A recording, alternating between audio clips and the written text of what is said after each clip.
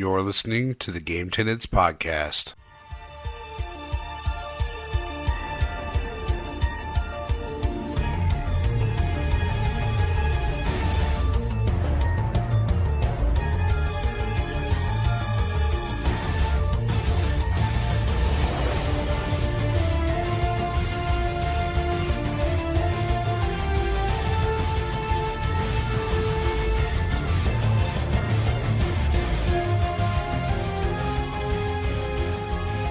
What's up, and welcome to the Game Tenants Podcast, the failed adventures of two gamers and the quest for Gamecast stardom. AKA worthlessly lazy, but so game crazy. This is episode 95, and I am Church of the Game Grinder, and as always, joined by my excellent co-host, Jason of Corpse Flood Gaming. How's it going? Pretty good. We are joined by another extra special guest. Extra special. Justin, Cardboard Zero. Hi guys. Welcome I'm back. gonna cut you off because that's what I do. Nintendo still sucks. Hi guys. Yeah. So hopefully listeners remember Justin. He was one of the co-hosts for a good while. An excellent while. Yes. I was kind of hoping with Nintendo sucks. People are like, oh, that guy, yeah. Ah, yes. One of the famous Switch rants. Yeah. It's an Vita still audible does eye it roll. better. An audible eye roll. People can hear it. I can hear the eyes rolling. I hope they're rolling them because the Vita does it better still. Yeah. So it's been a while. Yeah, it has. For the podcast, anyways, Justin and I, we hang out quite frequently. So, Full disclosure, we were naughty and we broke the stay home order. Don't call the cops on us, but I went and visited them last weekend and it was awesome. first time I hung out with somebody Enjoy your hazmat suit. besides my fiance in a month. No, I and a wore half. his Doom mask from the collector's edition. Yeah. All right, good enough. Yes. Yeah, so it just made sense talking about Final Fantasy VII to get Justin on because he is also a big Final Fantasy VII fan. So Yeah, I just thought I was a huge Tifa, nerd, but yeah, Final Fantasy's in there somewhere. Yeah. Yeah. It's mostly just Tifa, but It's on topic. yeah. Perfect. Well, it's good to be back, guys. Thanks for having me back. Yes. Not a problem. You're always welcome back. Yeah. So what are we going to be talking about on this episode? Well, we're going to talk about some awesome add-ons that have been announced. Some so-so limited run releases that are coming out. Some pretty... And what the hell's going to happen this summer since there's no E3?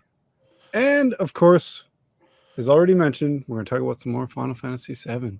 Yeah. More in depths. Many depths. Pretty cool. Yes. Before that, why don't we talk about some retro stuff? Retro. Yeah.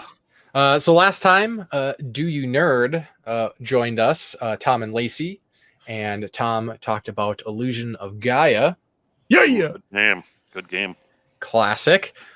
So Justin, what you got for us? So I think it's only fitting that one of my favorite beat 'em ups just got released, the fourth installation, Streets of Rage 4. I was like, well, yeah, we got to talk about Streets. Now, I know I have 3 to choose from, You can talk about all but three. I don't like 3 as much. Hmm.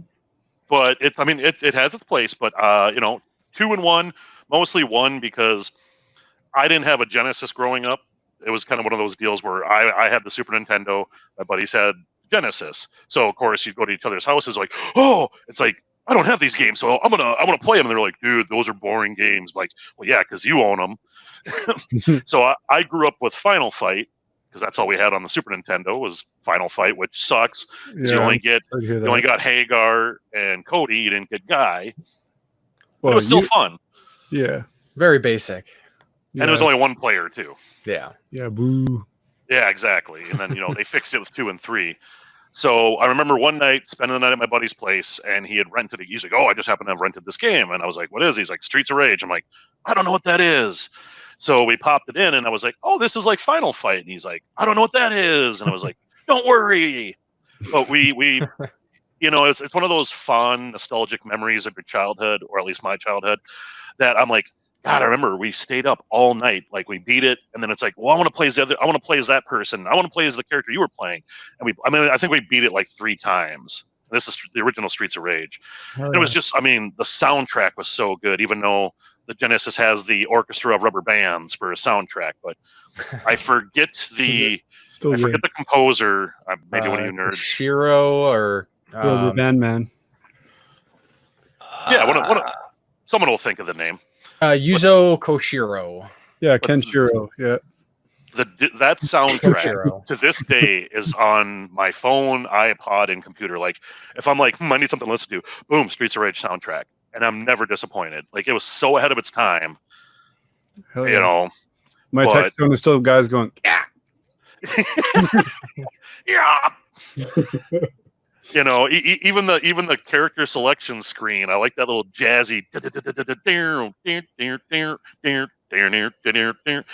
I'm like, boom, that's Streets of Rage. So it has a special place in my heart, especially in this modern time where it seems like you have to really get a niche group of people who are like, we're gonna make a beat 'em up, and we're gonna make a quality beat 'em up, because it's like, it seems like a genre that's slowly dying off. Like, you get one here and there, but it seems like, oh, you've been good fans, we'll throw a nugget out there, because, like, seriously, except for like River City Girls, I know the beat 'em up pack for Capcom, and then what's the company? I think Technos. They just put out that 18 beat 'em up pack based off River City Ransom. They're but that's all stuff that's been in the past. The last time I can remember a good beat 'em up beyond River City Girls is Castle Crashers. Yeah, pretty much. Yeah, there's a couple here and there. Mother Russia Bleeds is a pretty sweet one too. Mm-hmm. Oh, yep. I do have that one on my PS4. But I mean, like, main ones that like a majority of the gaming community remember. Yeah, more traditional style, anyways. Because, like I said, I always thought kind of like Devil May Cry, God of War games were kind of like the next level of beat 'em ups. The hack and slash ones, yeah. And I feel like Yakuza is an evolution of the beat 'em up. Yeah. Actually, yeah, that's probably like more so. But then would you consider like the Arkham series like an evolution of beat 'em up? No, that's a beat them up. Probably less Arkham, because there's more exploration and traversal. Yeah. But then doesn't Yakuza? I haven't played any Yakuza, so correct me if I'm wrong. Yakuza's all just running around. Yeah, isn't that exploration and side quests? Like, can't you do like karaoke and stuff in that game? Mm. Yep.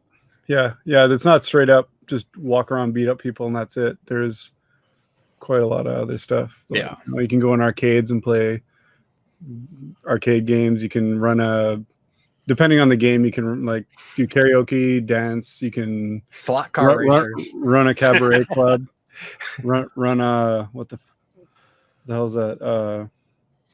Yeah, you can talk on the phone to people. A lot of stuff. So it sounds like a Japanese adult simulator. Well, this is how you adult. And in between, you beat the shit out of people to still feel like a man. You're still a man. You beat the shit out of people, but then you go and talk to people on the phone, and you sing and you dance, and then you try. Then you're a Yakuza member and you do dark Yakuza things. Yeah, but cool. There's a very, very steep dynamic. It just goes from being like absolutely hilariously silly to really grim and serious, the main storyline, and then you go back to just silly ass shit again. It's great. That's what I love so much about it. It's just like Jekyll and Hyde the whole time. Your love for that series is like my like out of place love for Dynasty Warriors. Like, I own all of them. It doesn't matter. I love playing them. It's like, yeah, but it's just a button masher. But like, yeah, you know how cool I feel? Well, I just killed 3,000 troops with one dude. Well, I feel powerful. One thing you and Church definitely have in common is your love for the Dynasty Warriors type games. He doesn't like them. No, he's being a smart ass. Oh, okay. I was like, what are you talking about? I've tried to convince him, like, can you at least play Hyrule? Come on, play Dragon Quest Heroes. No, man, those games suck. Well, he was All just right. getting into them. He didn't want you to think he was a poser. Yeah, right. So, but sorry for dragging that on too. But I mean, like, I love beat 'em ups. I don't think there's enough of them, and truly quality ones, like you said, Mother Russia was really good. You know, Yeah. I thought it was a little short, but I mean, like a truly one that stands out. Scott And Pilgrim. there's not Yeah, Scott Pilgrim was Yeah, a good one, too, but can't get it anymore. Yeah. I have it on my 360, but you can't even like pirate a copy because Yeah. where do you get one? yeah, exactly.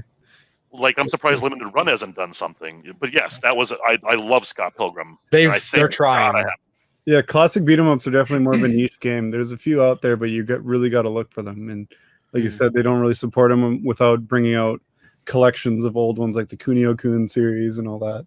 Mm-hmm. But they're still there. You just got to look a lot harder, and they're not as abundant as they used to be, which is a shame.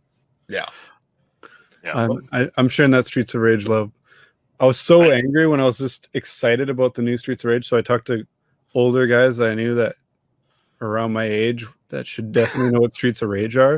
It was like, oh, I don't know that one. I'm like, you definitely know that one. He's like, no, I don't. I'm like, oh, God, I hate the general populace. The way you started that, I took that wrong. You're like, I was talking to a bunch of older dudes. I was like, you just do that randomly? Like, hey, you older? Yeah, I want to talk to you. Hey, older dude, let's hang out. You look of age to be my friend. You know Streets of Rage. Don't act like you don't know what Streets of Rage. You know it. No, really, I don't. You know it. Just getting in his face. Yeah. But we'll definitely be talking a little bit more Streets of Rage on this podcast, at least. No, don't tease me. Okay. Yeah. So let's jump into some news topics. We got a few quick mentions here for some release dates. Ooh, yeah. Bloodstained. We're all Bloodstained fans here. Yes, we are. And they finally, almost a year later, are releasing the first DLC pack, the Zangetsu.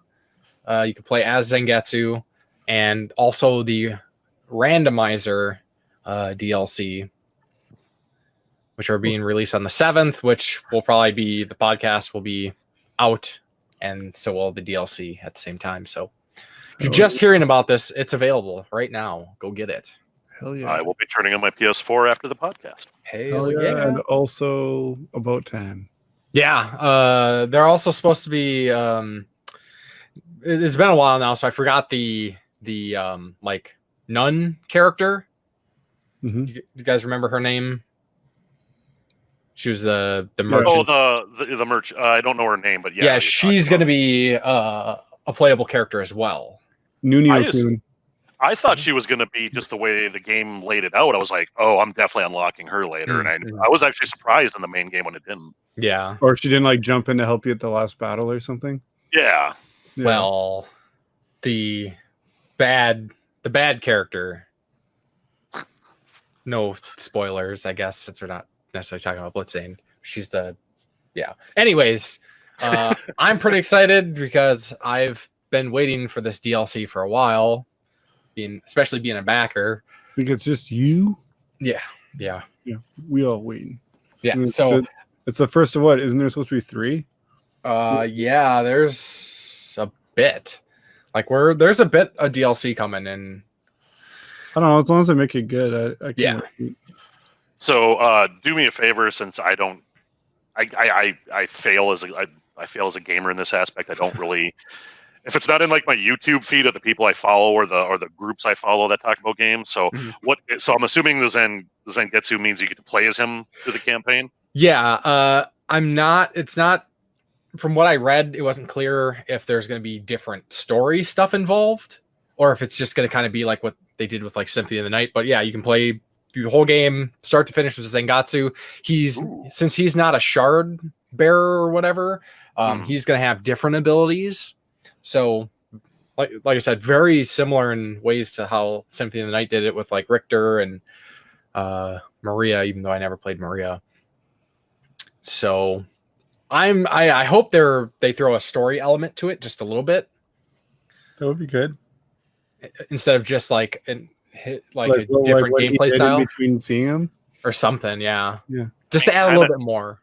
Kind of technically, you could almost say his story was the Curse of the Moon, because it is more. I mean, granted, you get other characters, but it is kind of focused more around Zangetsu. Mm-hmm. True. Granted, there's not a ton of story, but I mean, it's kind of building up to how he kind of got involved. They could build some serious lore if they wanted to. Yeah, some weird parallel thing. Yeah, but that's pretty cool. So, and then what's the randomizer? So the randomizer, originally there was supposed to be like a roguelike gameplay mode. Yeah. And that's just too the game they made, they said it would be too complicated to make a roguelike using those assets and how they program the game. So a few months back, they came out and said that, we can't do that. So instead, we're going to have this randomizer, which basically allows you to pick and choose the different parts of the game you want to mix up, whether it's like item drops, enemy placements, bosses, things like that. So you can shuffle things quite a bit. Take 2 steps and fight the end boss of the game. There's a whole bunch of different things you can adjust. You can and there's like different levels that you can mix it up. I guess I hadn't really read much into it because I don't care about that part too much. Like if there's a roguelike element, I would have kind of been interested in that, even though I don't really play roguelikes. But I thought you specifically were waiting for this. No. Well, I was waiting for the Zangetsu. Hell yeah. Not so much the randomizer. The randomizer is great for people who want to do multiple playthroughs and just kind of make it a little fresh each time, which I think is pretty cool. No, is this free then, or? I'm not sure if it's free.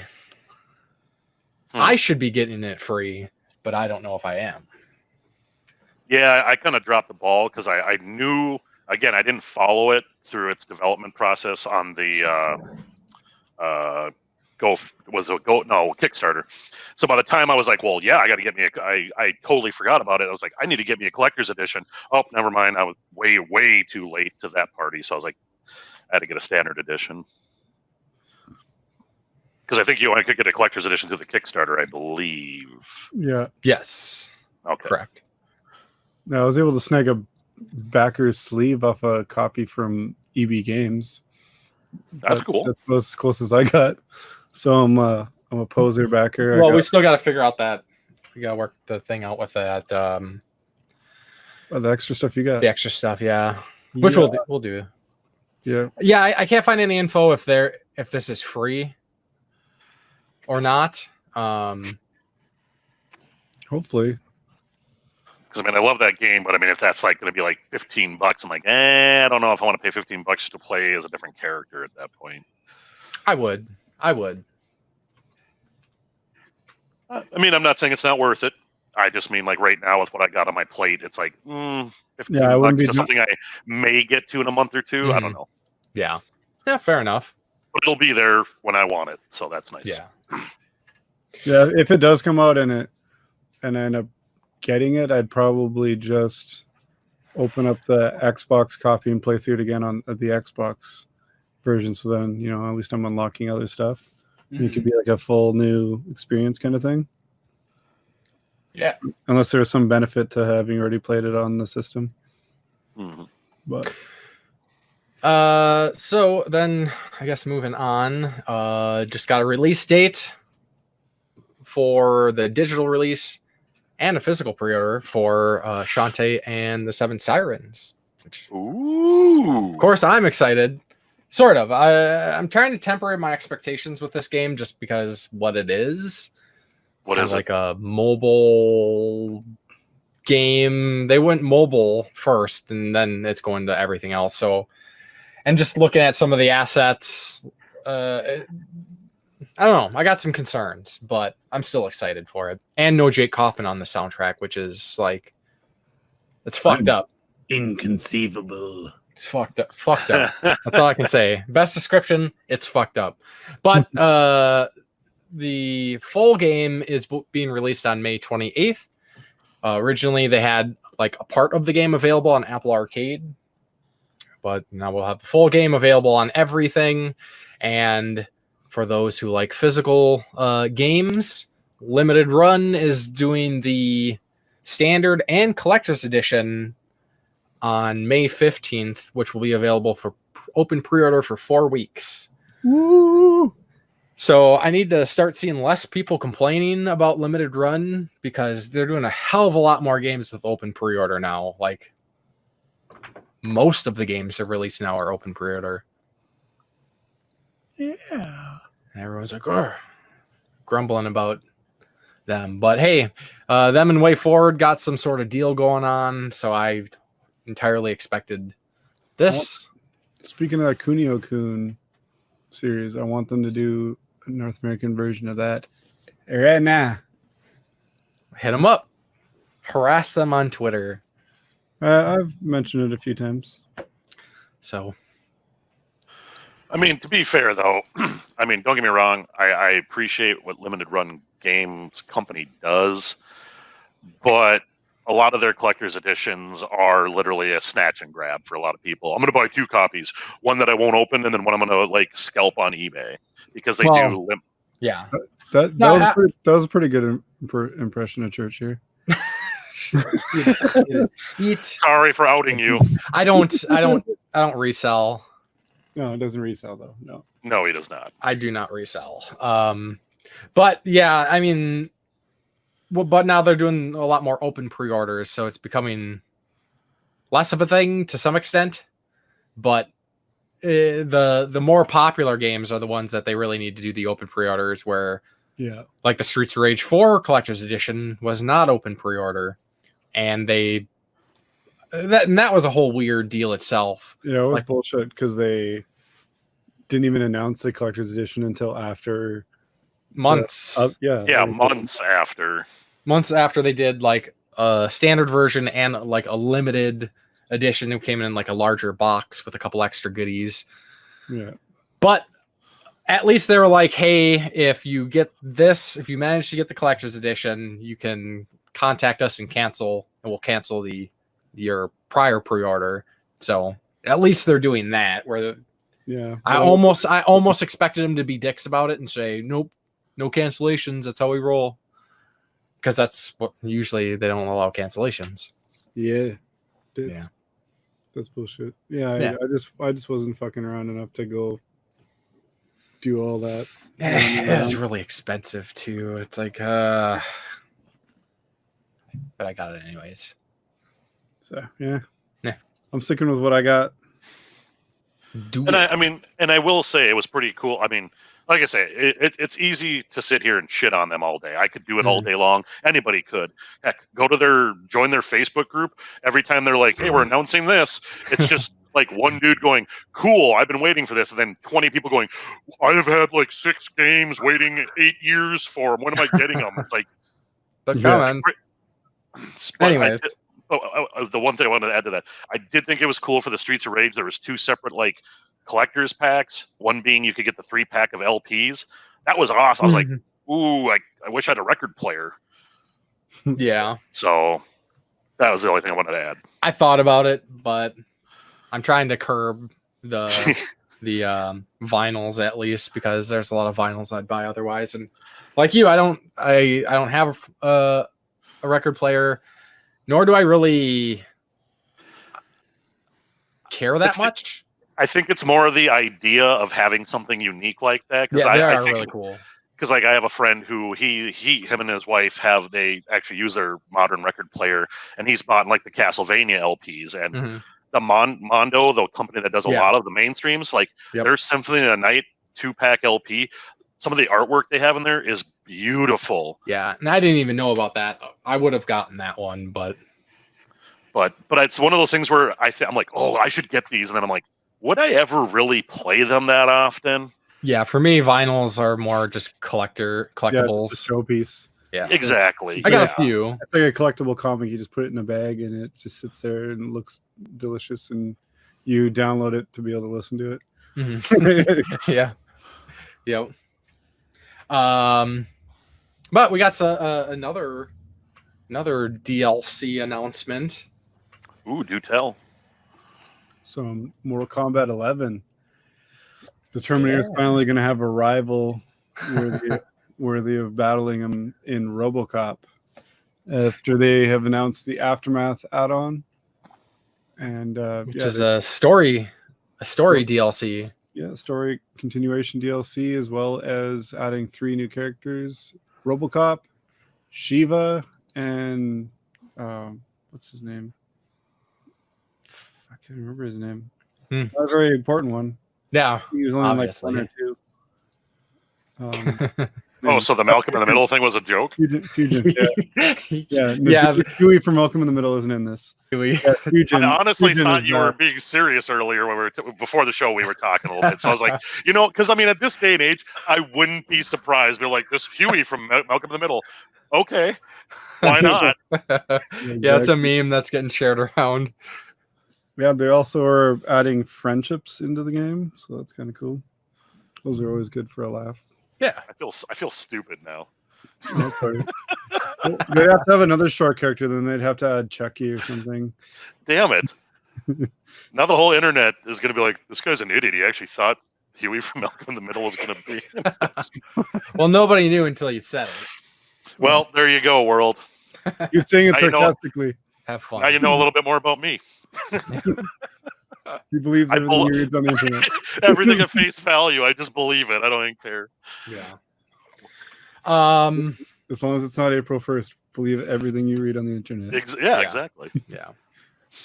So I'd imagine it's probably going to be like a $20 DLC. I don't know. I'm waiting for the complete edition still, and it's agonizing. Yeah. This is the first time I've waited for the complete edition of one of their games. Same here. And it seems like it's taking forever. It seems like it's taking longer than usual. It feels like it should be out by now.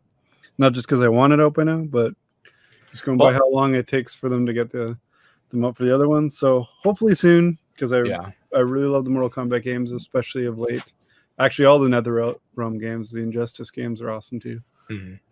So, especially the way they've been doing the story in it. Hell yeah. Just a step up from anything else I've played in a fighting game. Yeah, for sure. Then I just wanted to give a shout out. I like mentioning gaming documentaries and docuseries and so on and so forth. I've been mentioning Gamers, spelled with a V, Gvmers. I'm not sure why they went that route, because it makes it very confusing when I say Gamers with a V. Well, if you didn't, there'd be nothing to differentiate from them, because we're all gamers. Yeah. So touche. But yeah, they put out their a new video, the quotations controversial history of LA Noire. And if you don't watch Gamers, you really should. They make fantastic documentaries. Whoa. Super good. So check it out. They're good. Super good. Then we got some interesting news. There's been some interesting discussions about it. Some people are hyped about it. Some people think it's redundant and pointless. But E3, of course, is canceled this year. And everyone was kind of wondering was anybody going to do anything different? Some other companies were talking about doing some sort of thing. I know GameSpot was, and a bunch of different companies. Mostly like publications and whatnot.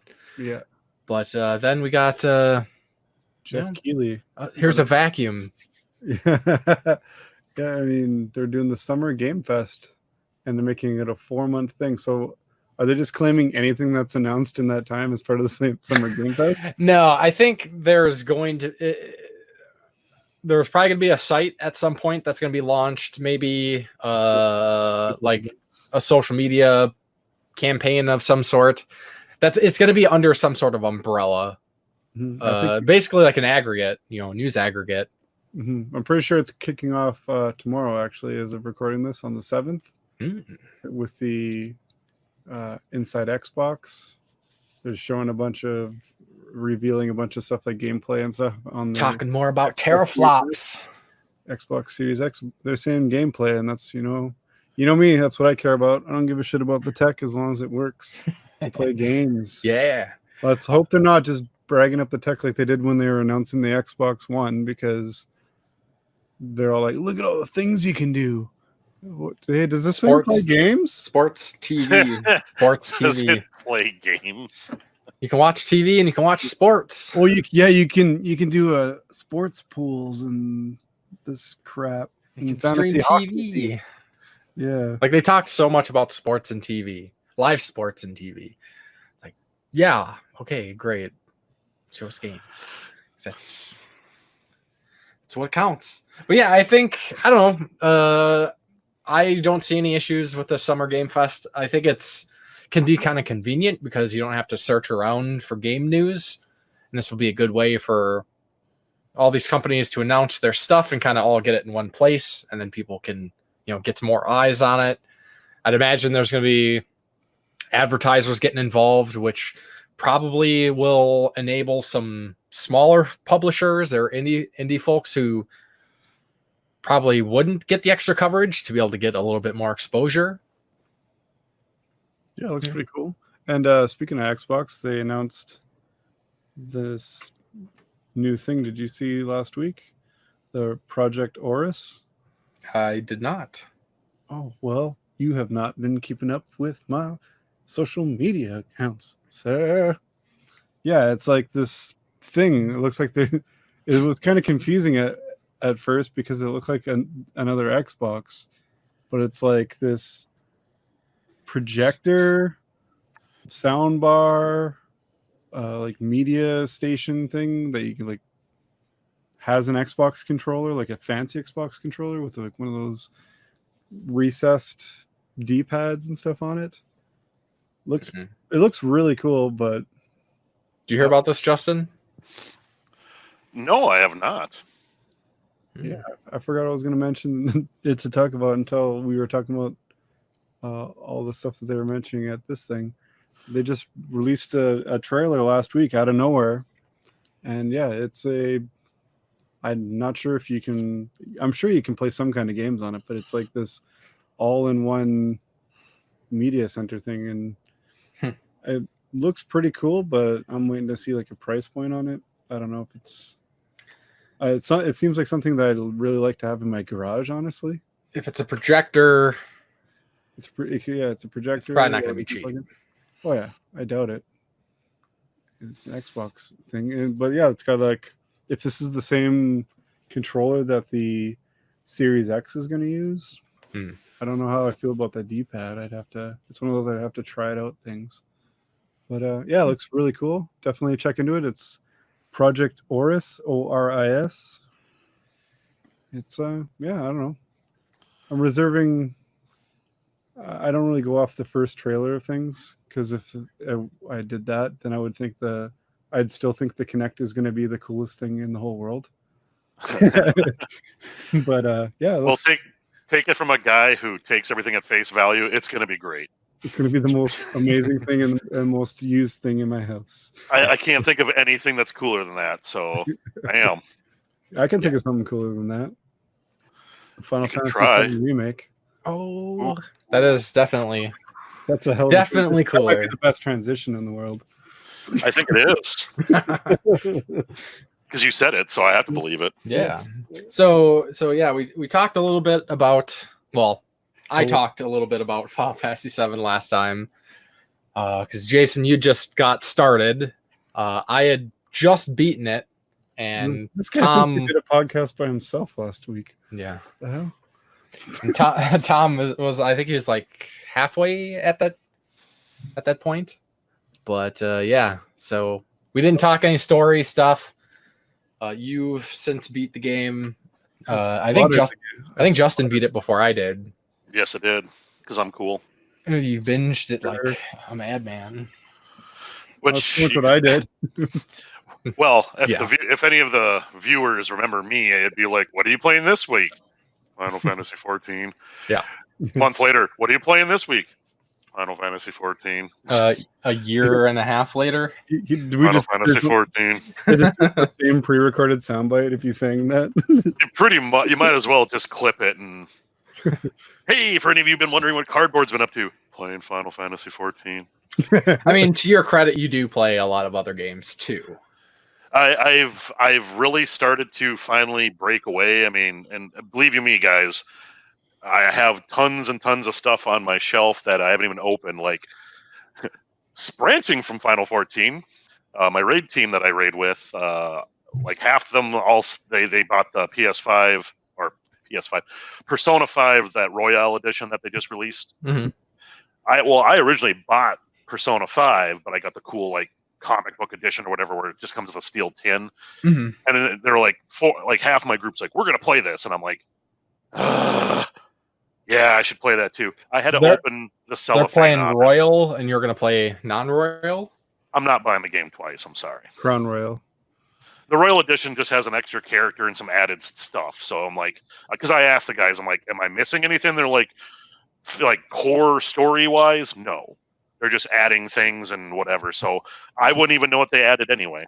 They remastered it on the same console.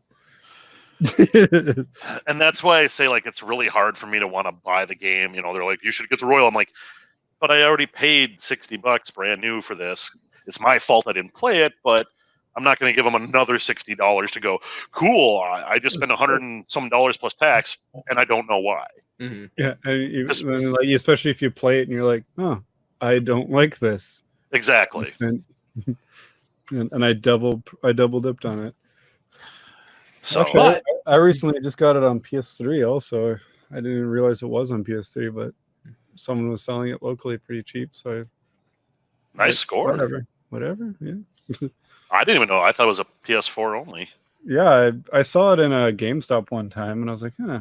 But I'd already had too much other crap, so I didn't snag it. And then someone was just selling it locally, so I did a contactless pickup and grabbed it.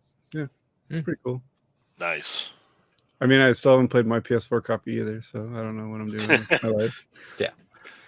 But Final Fantasy VII Remake. Here we go. Ooh. Yes. So I think it's only fair that since I got to talk about overall thoughts on like graphics and all that stuff, that maybe that's kind of where we start.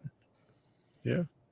Let you guys share your thoughts, and then we'll do some full on story. Full frontal story. Talk about it as much as we want. Nothing left to the imagination. Yeah. I'm gonna, Jay, why don't you go ahead, since me and Church have already kind of talked about this in face to face. Well, I basically gushed about it last episode too. Apparently, that was edited out, and he was the only one that. Well, you did the first bombing mission. I was way past that. Ooh. Yeah, I was about 6 hours in already. Oh yeah, you were working on the side quests in the slums or something. So not only do you not visit his social media sites, you don't even listen to him when he. Man, listen. He just mutes me. He goes, "Oh, interesting." And meanwhile, he's just playing Final Fantasy VII. That's what I was doing. I can't blame you, because this game is spectacular. Yeah, obviously Square goes all out with their visuals, and this is no.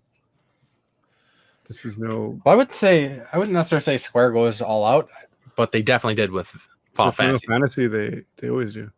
Yeah, Final Fantasy is always like tippy top of like beautiful animations and stuff. I'd say they're always pushing the envelope. I find. I think though, with this kind of hype for this game, where you have the community, clamoring for, I mean, what is it? Since when did they show that quote unquote tech demo for the PS3 of Final? Like, was that 2013 or 14? I think that was 13. I think. Oh yeah. So you have dangled this carrot and go tee hee hee. It's just a tech demo. It's like you have a bunch of people going, no, that's like Project X. You just won't talk about it. Mm-hmm. I mean, I think you have to go all out. Like, you can't be like, yeah, here's that remake you guys wanted, whatever. They can just scrub it up and make it look like a HD remaster. Mm-hmm. If you're doing a remake, they got to do ground up, but they got to do the original justice, and then some. Yeah. So I did see. So I've since our previous discussion, I did see some contrarians where they'd be like, "Well, look at this random side path, and this side of this hill. The texture is just really flat and it looks cheap. That game But your sucks." mom's really flat and cheap. But it's like everywhere else you look, besides like that side of that dirty hill, like it's just the scale and the scope of everything is just, oh my god! I think they perfectly recreated Burlap Hill, so I don't know. It was true to form. Yeah, he must not have been a real fan. Doesn't remember Burlap Hill. Yeah. But I was gonna say, but that's all they can say is they have to literally. They were just spinning the camera around and went, "Oh, look at that one pixel in the corner of the window, like way in the background. I can't believe the shoddy workmanship I'm seeing here." Did they even try it all? Yeah, like what about the 99.99 plus 1.0% to make it 100% of the rest of the stuff? Oh, it's beautiful and high, and looks great, but that one pixel back there just took me right out of the experience. I couldn't get immersed in the game. Yeah, for me, it was like every time I could look around, like look up at the plate or look down at the slums, like I was just like soaking it in. I didn't love that part where you could look down, like when looking down at the slums was cool, but that was probably my least favorite area of the game. I can't say I didn't like it, but it was probably my least favorite area. Sure. When you got to flip off the lights and whatever. Especially having to go, I went back through it and I was like, oh, yeah, but I'm not. Yeah, I don't really actually have any complaints about this game. After completing it, I thought I had some glitched achievements, but then realized I had to use the chapter select to go back and do the things from at a certain point, and then it unlocked 2 more missions. I was like, oh. Okay. So, were you going for platinum? No, but there was some other things. There's some things I thought I had, and then I was like, what the hell? Like the complete all missions was like, I have all missions complete. And then I was like, oh, I probably have to, beat the game, and then it'll give it to me. And then I didn't get that. And I was like, what the hell? So I looked it up and I was like, oh, got to go back to chapter 9 or whatever it was and say some different things in a conversation, and then it'll unlock the other ones. So I went back and did that, but I completed mostly everything. There's only a couple of the combat simulator matches I have left to do. But, I did everything. They're really challenging. I did every training mission. I leveled up. I got unlocked every weapon ability. I unlocked all that kind of crap. Got every disc. Did all the battle for that kid, the battle I didn't. The battle missions, I did all those. I just was missing the level up like 12 different materials. Yeah. 12 pipes. The only one that really sucked is revival, because I'm like, well, I have to get down to revival, but I used the SP up materia and blended it with that, so it leveled up a lot faster. But yeah, by the time I realized I had to do that, I had like four at max level, like the base ones, like fire, ice, lightning, and whatever, healing. So, and I was like, oh, and I realized in enough time that I didn't have to really grind it out, so that came in handy. When I was going into the last episode, I was at level like 45 or 44, so I was like, I can grind 4 levels in the combat simulator. That's not a big deal, because it also helped with the other stuff. So it took me like maybe 45 minutes in the combat simulator, so that wasn't bad. And that's honestly one thing that takes me out of Final Fantasy games, is like when you're like near the end and you kind of like bulldozed everything, then all of a sudden you get to like the point where you have to grind or just get bulldozed yourself. And when it comes to the hours of grinding, that's where they always seem to lose me. And yeah, I'm glad this game that wasn't necessary. Oh yeah, not at all. So I really like that part of it, because like we said so many times before, they need a actually I'm busy mode where you don't have to grind shit out for hours. Just give me the shit I need. Just let me play the game. So, yeah, well, I think it makes refreshing. sense that if you play through the game, like you should be well enough equipped to, unless there's like side things that are like extra, like the combat sim or. Yeah, there's a couple. Like I did all the combat simulator things that there was to do in the main part. I did all his, because when you finish that, he gives you an extra VR mission. You beat that, but then when you go back after beating the game, there's I didn't do those combat simulator things you can only do on hard. Yeah, like, and there's certain creatures you only fight in there. There's one you have to do every other one of them, and you unlock like the hardest boss in the game.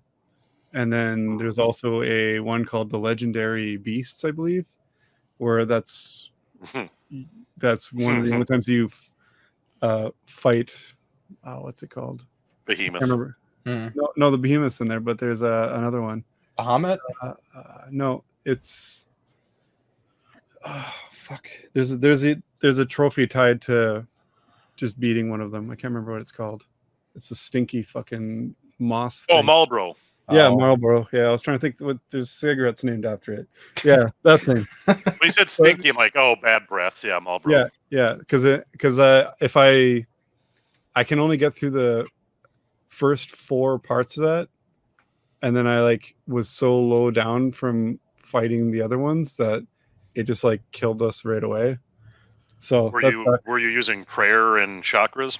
Oh yeah. Okay, yeah, that's the key to you get 2 prayers and then the chakras, because you don't get to use items, because how do we make hard mode generically hard? No items. Like, oh. Yeah. Okay. Yeah, so it have you beat all those or no, because after I thought about platinum, I'm like, well, I love Final Fantasy VII, I'll platinum, and then I saw what I had to do for platinum. I'm like, not that excited anymore. Yeah, I'm not really with all the amount of chapter select, especially since when you do the chapter select, you can't just go and get the thing you need. You have to get the thing you need and then finish out the chapter. Yeah. Complete the chapter, else it doesn't save the progress. So I was like, because I was going to do the dress one. I was like, I might as well do the dresses one, but then you have to do it 3 times. Yeah, you have to go back to chapter 3 4, and talk to Tifa, and then there was way too much convoluted crap that I was like, nah, I think I'm good. This would kind of ruin my enjoyment of the game. But I am planning to try and do all the combat simulator ones. Just because it's. I mean, the only saving grace is that you can skip the cutscenes, which will probably shave off. I know I've talked to some of my friends that have said, even playing through on hard mode, I blew through chapters 1 through 9 in like a couple hours. Because one, it's not hard to cap your level out, like because once you beat it and you do chapter select, you get like 3 times experience and like 2 times AP for building materia. Yeah, so it was.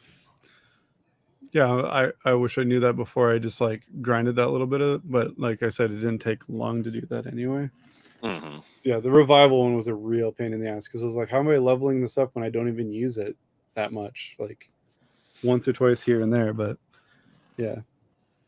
But the only weapon I missed out was one you have to steal from like that Grim Reaper dude at the end of the train. Yeah, same here. It's one of Eric's. Noobs. It was like bullshit. So I went back and did that. Oh, sorry. No, I was saying I just went back and did that one, but I skipped through the cutscenes and it was decently fast. I was gonna say that's actually one of the true to form, like original, like you actually that same boss in the game, you stole the same item off for Aerith. So yeah, the bladed staff. Yeah. So Justin, general thoughts. Before I go to my general thoughts, I did have a question, kind of going back to graphics because I know you started off there. Mm-hmm. Now I had heard even a personal friend of mine who's playing Final Fantasy VII for the first time said he noticed I don't know the technical term for it, but like when it's like low res and then it's like, oh crap, you're looking at me, and then it instantly pops into the high res. I had not experienced that at all, and I have just a regular, 500 gig, PS4. I don't have a Pro or anything. I've heard a lot of people with Pros had that problem. I did not experience it. Did you guys experience that? Minimal. Not and at all. it is usually if you're like running through an area and then you like stop and look at something real quick. Or are you talking about like textures loading slow? Yeah. Yeah. No, I don't think I really ran into that at all. If it did, it was minimal enough that I didn't really even pick it out to complain about. I mean, I know there was a few times where I was like, oh, texture just popped in, but I'll just look away. You're not decent. And then you look back. So yeah, you guys started on graphics. My thoughts were exceeded expectations because I was really in the camp originally when they were like, when we got that little tiny teaser, 3 years ago, where you used to see Cloud and Barrett. Wow, I was like, I was in the original camp where I want the original game with a new fancy coat of paint on it. Add in the dialogue, because I know for years they were saying, oh, there was a lot of story and stuff we didn't get to put in the original, so this will be a chance for us to really explore that. And, but then I found out as time progressed, like everyone else did, like, here's some sneak peeks at the battle system. I was like, okay, as long as it doesn't play like 13, I'll be fine. Because I can't stand 13's battle system. Yeah, I heard it was like 15 or Kingdom Hearts. Yeah, you could say that it's an active, because you get to push buttons and you can can actually dodge moves if you're good enough.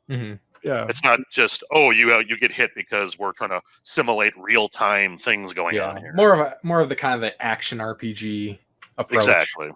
Yeah, and like I said last episode, I love it actually. Like I was thinking I'd probably just switch it to the classic and play it that way, but I was like, I didn't even try it after. Yeah, classic's just AI control. Classic's not classic at all, which I like I said last time, I got. It took me a while to really get this combat system down to where I felt I was comfortable and where I was making use of all my characters and all their abilities and whatnot. But still, part of me throughout the entire time still just kind of wished I could just do the classic turn-based, but it's fine. I'm fully accepting of this new style. I think it worked very well. Ended up being a lot of fun. It's just there's a learning curve, and I think for a lot of people probably more so just because they're not as we play a lot of games and a lot of different kinds of games, so we can adapt quicker, and some people might take longer time to adapt. Yeah, I thought it was a very logical progression of the gameplay. There's just a few things like we discussed last time. I wish you could just like set the behaviors of the team members, because it's like, come on, you got so many bars saved up, of just do something with it. No one needs to be healed or nothing. Well, then just use a move, do something.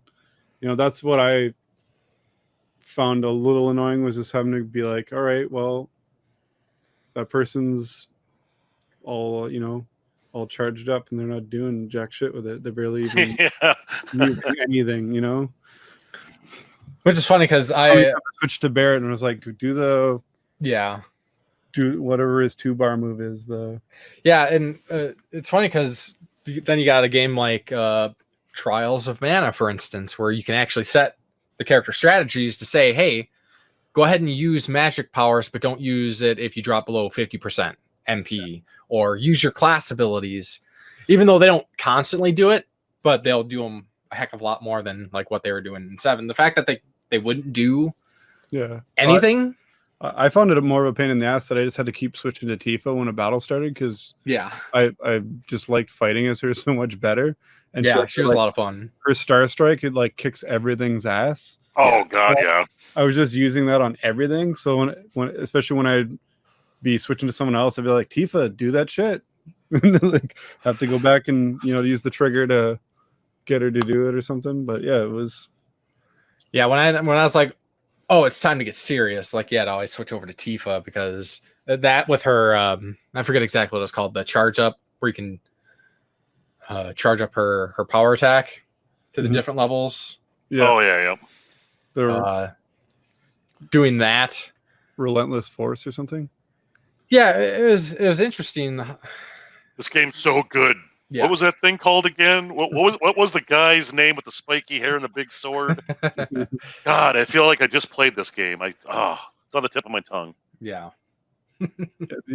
Yeah, and like she was, hers was the only way to bring up the stagger at all. And, like no one else really had, like everyone else had maybe one thing. No. Cloud. I mean, they all had their methods. Like Cloud, you'd have to do the Punisher mode. And then his the thrust attack, like that was like till they were staggered. But I mean, like once they were staggered, to bring up the percent of the stagger. Yeah, she's pretty much the only one that had like anything that brought it up. His what is it called? I think it was called Force Thrust, and that's pretty much all it did was increase their stagger. It was speaking of. Sorry, what's that? No, you. I was rude. You go ahead. No, I was just saying I never really noticed whenever I used it that it brought it up at all. But like Tifa, just about any of her moves would bring it up a good 30%. I was what I was gonna say is I was actually surprised that Braver was just a regular move. I'm like, that's my first limit break. Okay, cool. I'm gonna do it all the time. Yeah. Braver, Braver. I did like that. They give you like more cool moves to use more frequently, which original, like I wish I could do more limit breaks because they're so cool, but they're like, you can only do it once in a while. And it's usually, I got limit break when I'm just fighting this trash mob long before I'm to the boss fight. It's like, oh, great. Never get to use limit breaks on bosses. You wail on them for 5 minutes and then maybe you get one. So that was kind of a downside. I'll swear I'll get to my opinion, my more thought out opinion of what I thought of the game. But I actually thought that was a detriment to this action RPG style because in the original, you built up your limit break bar. And if you didn't use it, it carried over. Yes. This game seemed like... It's per battle. Yeah, it's per battle. Even if you're like, hey, you just fought some like trash mob dogs in the alley. Oh, okay. And it seemed like you only really built up your limit bar if you were just getting your ass handed to you. Yeah. It wasn't like, you're attacking and blocking and dodging perfectly to build it up. Oh, you just got hit by 4 attacks from the boss and you're dead? Here, you can have a limit break when you get revived. Like, what? Yeah. Same with summons. Even if the bar slowly went down when you weren't in battle, like some like hack and slash games do, where you got like your superpower, and as long as you like keep in the action close enough together, like you still have a bit of it to start with. I would have been even fine with that. That would have been decent.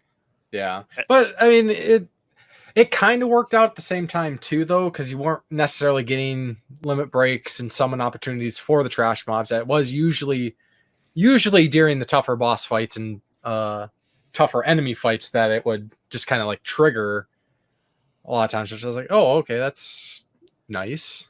Yeah, I found whenever I had a limit break in a boss fight, it's like they were too far gone and they had like 2 hits left. Yeah, like, it's like limit break. I don't even get to see it all because you're dead. Or you use your limit break and then like the dolphin flip. You don't even see that part because he's dead. Oh yeah. Or you use your limit break and the enemy jumps out of the way and you limit break the air. Waste it. Yeah. That pissed me off that you can miss a limit break. Yeah. Here we go. I'm gonna really equal out the battlefield. Oh, you're flying off across the. So nope, you didn't take any damage. Wow, that's a great feature. Half-ass dodge. He used half-ass dodge to get out of the way. Oh my! I'm like, that should have been. I'm sorry. I think that made it through playtesting. Like, oh, should I tell him about the limit break? That's stops the game completely. Cinematic attack can be missed. Right. I feel like Burlap Hill guy. Fuck you. This game's trash. But yeah, when I found that out, I was like, that's disappointing. It's so hard to build it up, and then you just cheated it away from me by, I'm going to scamper off to the other side. Like, damn it. Yeah. Yeah, it's pretty bad bullshit. Yeah, they felt like a missed opportunity in this one, to be honest. Like, whenever I use them, it was just because, I've got that for some reason.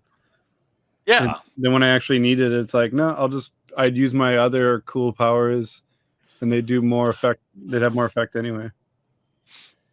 So, all right. So it exceeded my expectations. I loved the graphics. Excuse me. I thought the arranged soundtrack was just mind-blowingly good. Yeah. And then I think me and you share this opinion, Church, that we've talked about this. Like, I don't tend to prefer arranged soundtracks, even if they're really good. It's like, hey, I really liked the original soundtrack, the midis or whatever, it's the stereo progress. But I was like, God, these are really good. Yeah.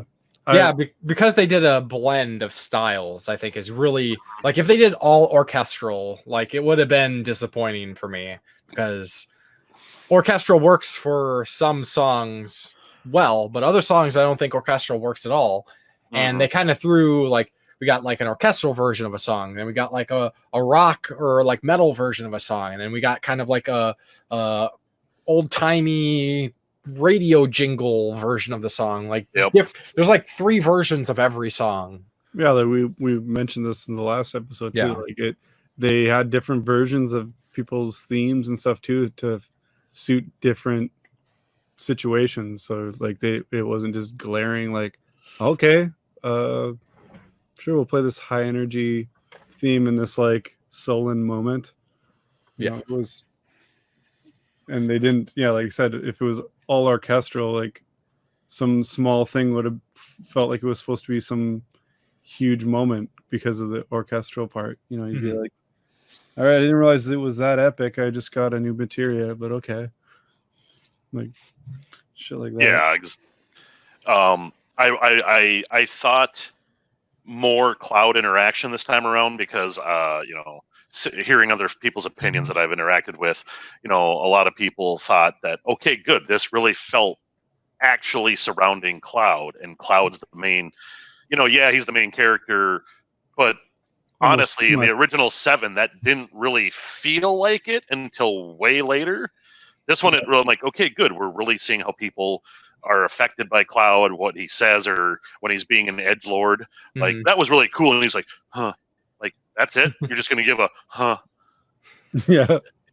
I mean, I know, obviously, spoiler, I'm not going to go too deep into them, but don't go for it. We're spoiler mode at this point. Well, I'm saying outside of this game is what I'm saying. Right, so, Jason, have you played the original and beaten the original? Okay, so you know the whole... I know the whole story, but I haven't actually beaten the original. I played probably 30-something hours of it. So you said, I beat it, and then you just said you didn't beat it. So which one is it? No, I said I know the whole story, but I haven't beaten the entire. I've played it. Oh, okay. I've played it. I haven't beaten it. I'm about 30-something hours in it, and like we mentioned earlier about like the late game grinding, that's where it kind of lost me, and I just like never went back to it. That's fair enough. But I'm familiar with the whole story, so you're not ruining anything for me. Oh, okay. So I mean, like the original OG Final 7, Cloud's like, to take an example, like me and Church's mutual friend Ryan, he played 7 Remake, and he's going back to play the original. So he was like totally, and the whole time he kept calling me up every couple of days. He's like, why is he so like edgy and not saying anything? Why does he seem so edgelordy? I'm like, well, you're not going to find out in this remake game. You don't really find out till like the latter half of the entire game why he is the way he is. Yeah. And he's just like, why does he keep having headaches? Why does he keep seeing things? Well, I'm like, do you want me to tell you? And he's like, no spoilers, but tell me why. Exactly. So I really liked how, I mean, like, so if I do go back and platinum this game and play the other, because I know I made the right choices, unbeknownst that there were choices for the affection levels for like Tifa or Aerith. I luckily I chose the right ones by what I really wanted to answer, and I got that little extra scene with Tifa where she's out. Aerith is kidnapped. Tifa's in the garden, and Cloud's like, oh yeah. I don't normally go for a midnight walk, but I feel like going for a midnight walk this particular night. And Tifa, you just happen to be out here. And she has this scene where she cries. Oh, I didn't know Cloud that was an extra scene. Oh yeah, you have to make two choices, and then the game's like, oh, you want to have sex with Tifa, and it's like, yes, I do. Team Tifa, hashtag Team Tifa, all day, every day. So there's this, it's just her. She has this kind of breakdown moment where everything's becoming overwhelming and everything's becoming real for her, and all these struggles she's had leading up to this point are becoming painfully obvious to her that this might be a losing war that Team Avalanche can't handle. Mm-hmm. And she starts crying, and she cries into Cloud's chest, and he's like, he doesn't know what to do, and eventually he kind of slowly, awkwardly, I'll hug you. And I just thought it was such a real cool, touching moment, because in the original, it's just like, oh, Cloud's my childhood friend. Hee. Remember that promise? Oh, let's go save the world. Yeah. You just keep it moving. Yeah. Don't care. Well, the original, I mean, I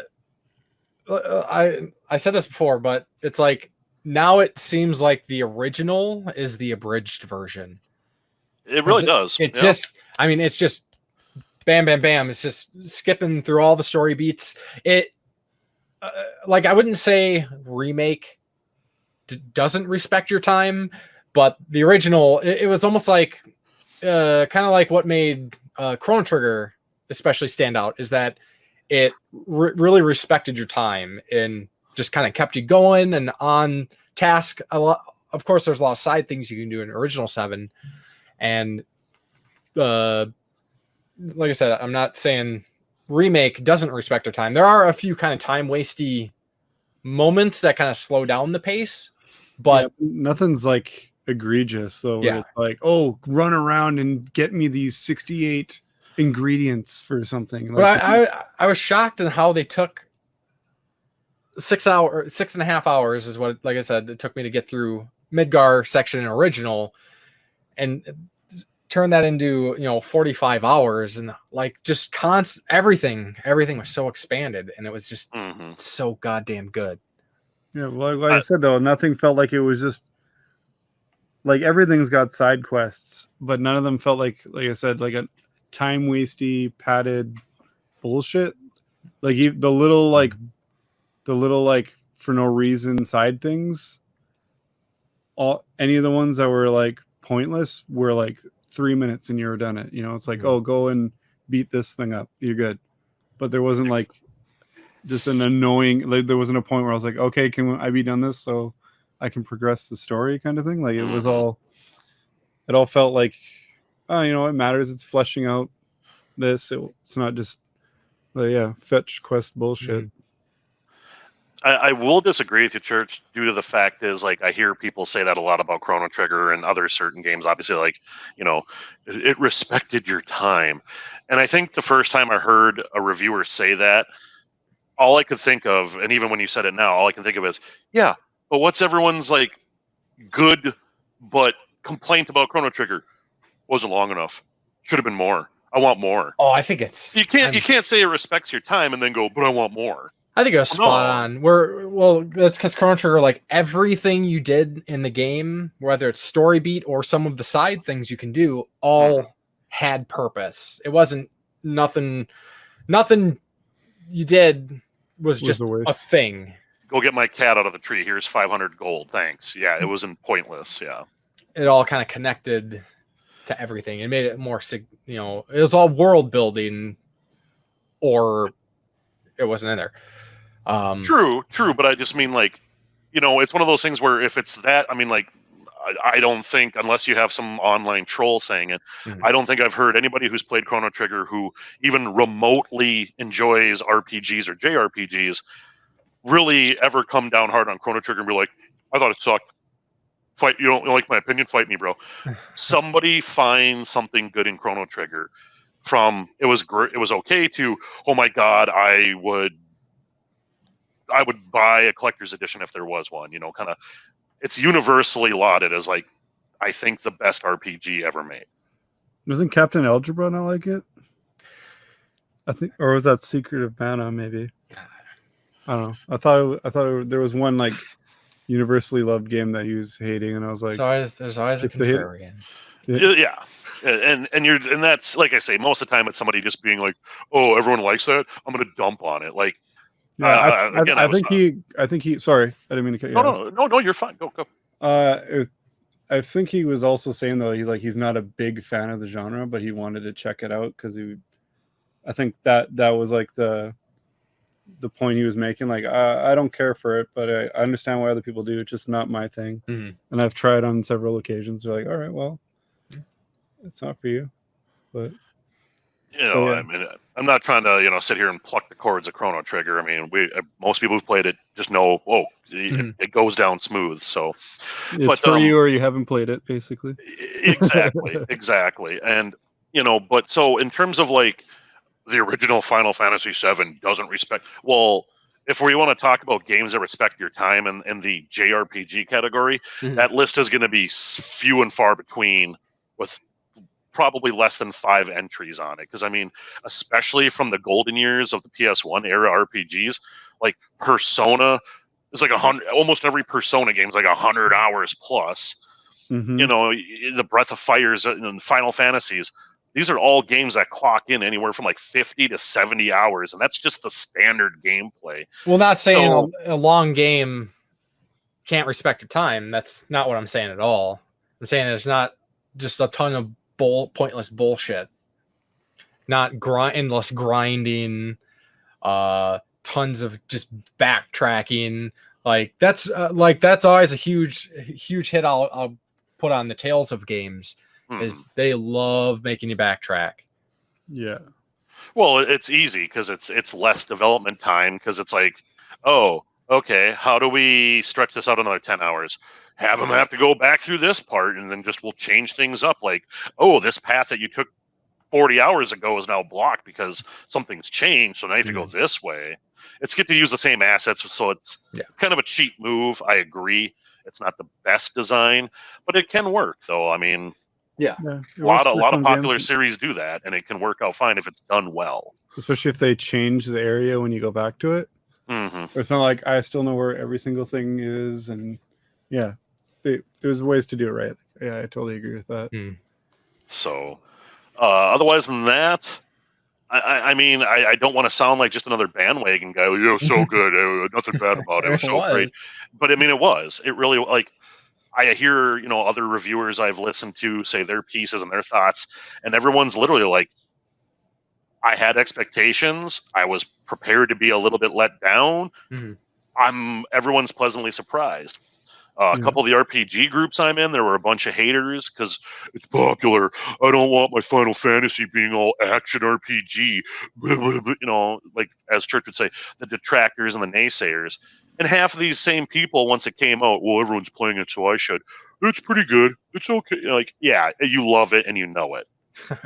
Can't admit they were wrong, or we'll never backtrack on things. Yeah, got to be an edgelord. So I did. I mean, it's with my attention span being more of a lazier person in terms of like why I play Final 14 so much. It's comfort food. I'm still playing even though I'm standing in front of my guild's house. I can go have a cigarette, or I can munch on something. I don't have to like, oh crap, the game's still going. I got to keep, this game. So it's rare for me to find a game that really grabs me and goes, play me till I'm done. Yeah. Because I have a slew of games. I'm like, I'm halfway through that game. I don't even know where I am in that game. I forgot what to do, so I have to start over again. But I couldn't stop playing that game. Yeah, my wife noticed how bad it got. It took to me. Like, I was like, I'm not doing really anything unless I have to. And I'm like, I love games. It's no secret. But I was like, this one got to me more than a game has in a while. Probably since God of War. Probably. It's like the last game, or I'd sneak away if I had like 10 minutes to play it. Like, That's such a tease, though. Like, I can play for 10 minutes before she catches me. No, that's how long it takes to boot up the PlayStation. No, it wasn't like before she catches me. It was more along the lines of I don't have to be to work for another half hour. I could pop it on. I just got home from work. Before I go to my other job, I have a half hour. Pop it on. So Okay. it was pretty. Yeah, it really gripped me, and then it's one of those games where I'm like, okay, I have to find a jumping off point to be done because I'll just keep playing it if not. Yeah. Like that's one thing I ran into is like kind of like every time I play a game, it's like I always like I have a certain amount of time I can play, and you always try to find that stopping point. Like, oh, here's a good stopping point. And with 7 Remake, it was like there's never a good stopping point. It like just kept going. It's like, oh, I can just do one more thing, or oh, I'm gonna just keep going here. And well, especially like what I said, like you don't even get some things you think you're gonna get, and you have to go back with the chapter select to feel like you're truly done this part or this aspect. Yeah. Well, so I guess now, so chapter select, chapters just in general. Did you guys have any particular chapters? I mean, that stood out more, I guess, than maybe they did previously, or ones that you thought were exceptional compared to other ones? Any like favorite chapters? I'm probably wrong on the number, Mhm. but it would be I want to say it's chapter 14 after the plate fell. And like I say, that moment I've heard it talked about by almost every person and any review I've seen. They all say the same thing where, boy, this remake really made me actually give a shit about Barrett. Like Barrett had some really, when he's not just being the, okay, I got a gun and shoot things, motherfucker. He God has these damn. really, which I will applaud them that they let him swear a lot. Yeah. Everyone He was saying, like, swears a lot even in battle, game. he's like, oh shit. I was like, wow. Yeah. He's swearing. Even Aerith got a good shit in. Yeah. Yeah. But so, I mean, not that I've never really cared for Barrett. I don't like the big, bulky Tough design guy. character. Well, yeah, like Well, I and have his giant gun muscles, arm so I looks must cooler be in this one. tough. Yeah, he definitely even looks. The design of him is a lot cooler than classic. I always thought his gun arm looked like Nubby in the original one, especially his Gatling gun version of it. It always just looked way too short, where it looks like it actually matches him now. And Well, I like that. I like the design detail they went for, where it looks like it's almost like a sleeve that goes over his nub, and you could see like the strap he has to tighten. Yeah, like a belt and a tarp or whatever. Yeah, so I was like, I agree with you that the gun, like, that looks more believable and real instead of like you're like, it's just kind of this fist glove I put on that shoots. I never really, I was never really much of a fan of. I did not like him, but I could take him or leave him. Like, oh, who needs to? I need to have someone else in my party. Who's the first to go? Probably him. Well, I think I think that get out of here. I think part of that is just character aesthetics. Not exactly my thing, but with this one, I mean, still, if they gave me 4, you can pick 3 characters. If they gave me the full cast choice, Cloud, Aerith, Tifa, and Barrett, like Barrett's getting cut still, but I do like him a hell of a lot more because before, he is just a tough guy with an attitude. He had a kid. That's basically all it was. He liked his kid. Where this, much like you said, like they really made them people. He's a daddy, not just a parent. Believable, and their struggles, and there's something they fight for. There's a reason that they're fighting. They fleshed them out as a character, not just made them, kind of hollow. Yeah, and here's a bunch of black stereotypes that we put to the black character. Have fun. Yeah. I liked him for having a ranged person, especially around like flying enemies and stuff like that. Mm-hmm. But when I came to the combat simulator, like I actually I ditched Cloud for the hard mode like combat simulator things. So I've actually got Barrett. Tifa's like the leader, so I start as Tifa, and Aerith. So I can, you always need a good healer, and she's good. She's a good range too, but it's not as damaging as Barrett. So yeah, he feels a lot more useful, and you actually want him in your party more than in the previous one. Well, they made him the tank. Yeah, because he has that whatever that I forget his move that he. We're big fans here, but we remember everything. But it's one of his innate abilities where he takes less damage. Yeah, it's like a shield. It's just one bar, and you just whoop, and he just becomes like this bullet sponge or a damage sponge. He has another ability that he takes damage from other people, other party members. So I'm like, wow, that's kind of an interest. I didn't really take Barrett for the tank because, like you say, he's the ranged guy. Like, I have a gun, I'm just going to shoot you. Yeah. So he's got a lot of useful abilities. So it feels really balanced, where each of them have a strength that you want them in the party, not just I'm going to pick my 3 favorites and that's it. Yeah. So, I mean, it doesn't let you pick anyway. It chooses for you. And I didn't know how I was going to feel about that at first, but I actually think I liked it, because then you learn to play as each of them and learn that they have strengths, not just all right, let's get my 2 favorites in here and that's it, kind of thing. So I have to ask this as we're speaking of Barrett. So the chapter where you guys split up and Barrett's going through the underground laboratory and he's by himself, and you have those hallways where all those boxes were up the shelves. Did you guys, like me, shoot every one of those? Every single one of them. Every single one. It was so satisfying. Why? Because I got it. I was just had to. So did it also bug all of you when you went back down that hallway and the boxes were there again? And yes. I'm like, nope, I'll do it again. I didn't do it again. You can't do it again. Yeah, you can. When you go back here. Yeah. When he went back down to fight the behemoth or whatever that's down there. Yep. So Jason, did you have any particular standout chapters? Not in particular. I loved the whole ride, honestly. I can't really think of anything that, like I said, I picked a least favorite. Yeah. Was probably the part where you just turn off the lights, because it just seemed like a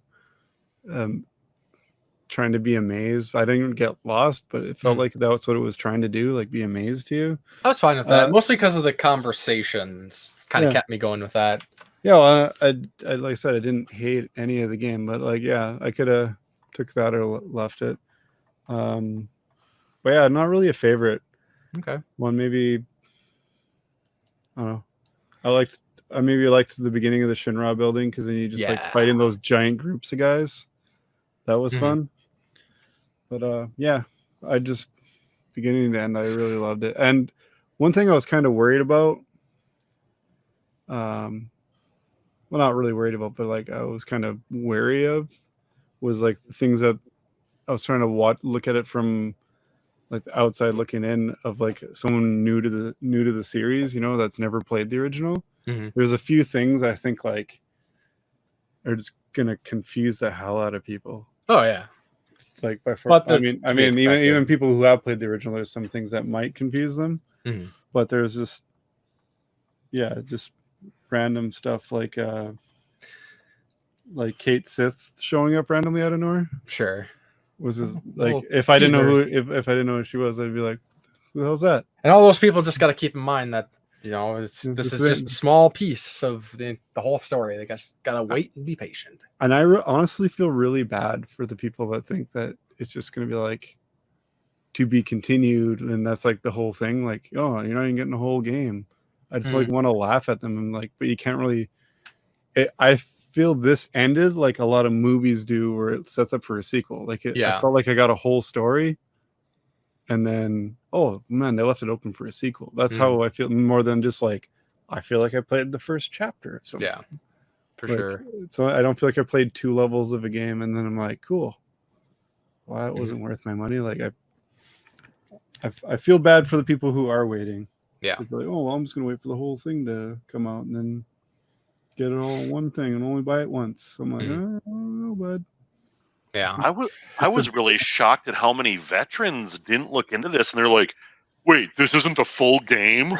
Yeah, that's just We've known for willful. years that was going to break into parts. Hell, people were bitching about it, like, I'm paying for a game that's going to be coming out in parts, and they still buy it. It had to have been guys who haven't played video games since college. Oh my god, I used to love Final Fantasy VII in college. I better buy a PS4 just to play this. And then what? But I mean, like, a lot of people who I would think like should know, because they're like, oh, dude, I played the OG in preparation to play the remake. They're like, wait, why is this only Midgard? Like, yeah, we knew this is all like welcome to the show, I guess. Did you just find, like you say, did you just find out video games that still exist? Yeah. I mean, even hardcore collectors of RPGs, and they're just like, well, this is kind of stupid. It's in parts. I'm like, where have you been, dude? Why does everyone have to? There is no world that could ever exist where you can make anything that will please everybody. Someone has to find something to gripe about it. I'm like, I mean, I talked to Church about this. I go, I don't care if every part they release has a $300 collector's set first. I'm buying them all. Yeah. I don't care if I'm 1,000 deep after this is done. To keep up the quality. Yeah. You know, and I've already, like, I don't know if you guys have seen the some, I don't know if it's a game company or something. They made it's called the Ultimuum or Ultima. Yeah. It's an interview with the producers and the director. It's basically kind of like a design document interview expose of like the whole development process of the game. Some like further insights too behind the scenes and the creative process. You know, and they addressed it because they're like, okay, well, when's the next one? And they said, well, you know, depending on how we do things or what we're planning on doing, it could be 2 years, but we realize people don't want to wait that long.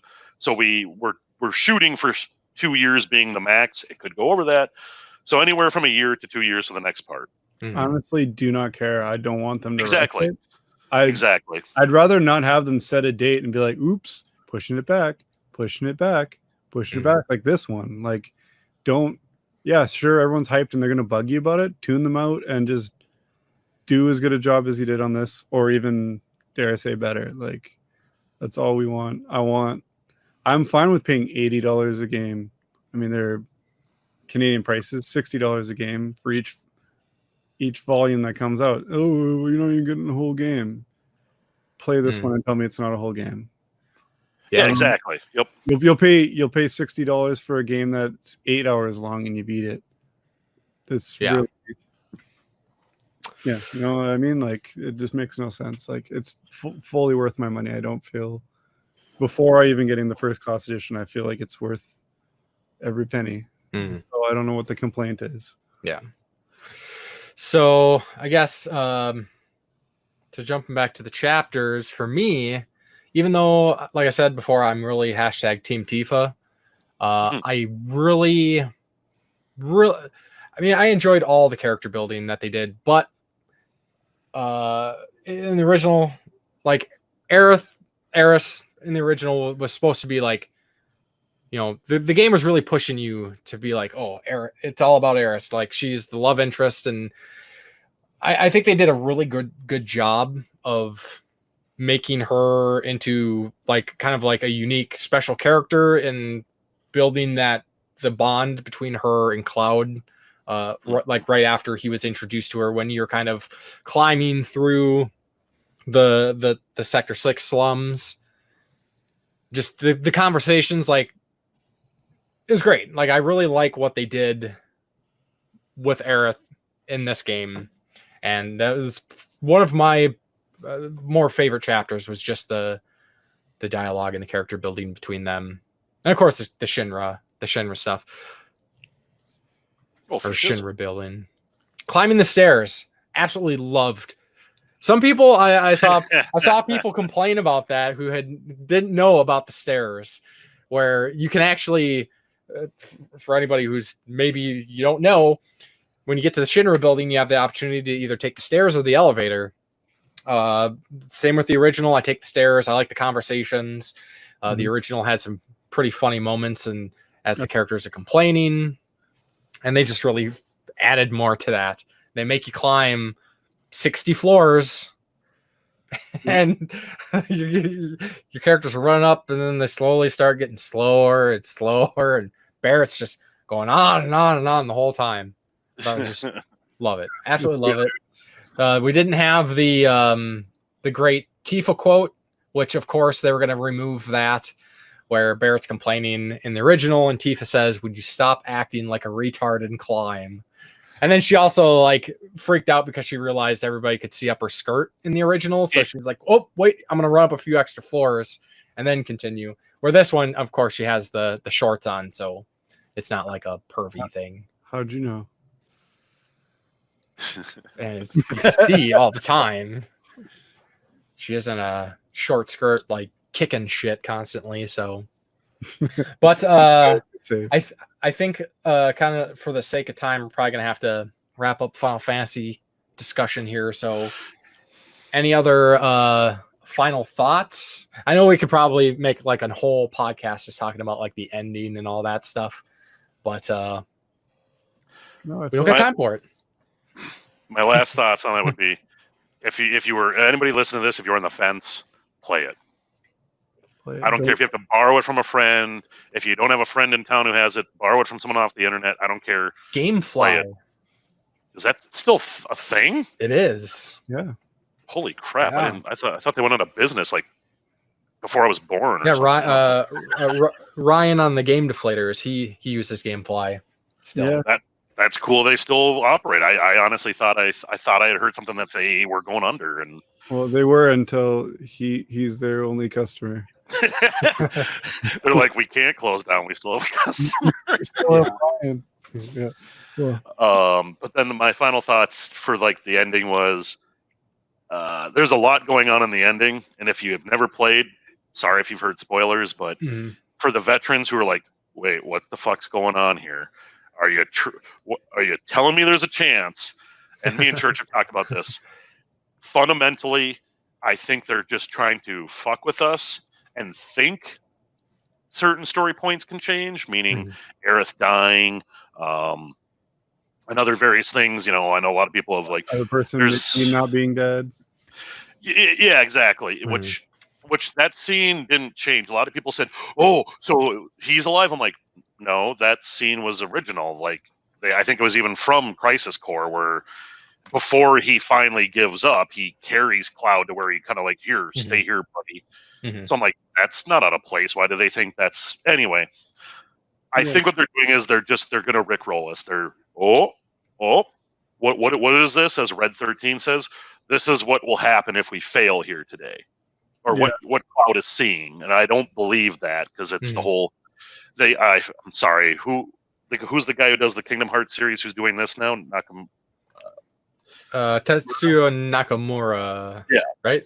Everyone was like, that ending was so Kingdom Hearts, and of course, I own the Kingdom Hearts. Haven't played much of the Kingdom Hearts. They're great games. I'll get to it one day. The gamer's motto. Well, and they say like his wacky style put into it. Well, and a lot of people fail to realize is he wrote Final Fantasy VII.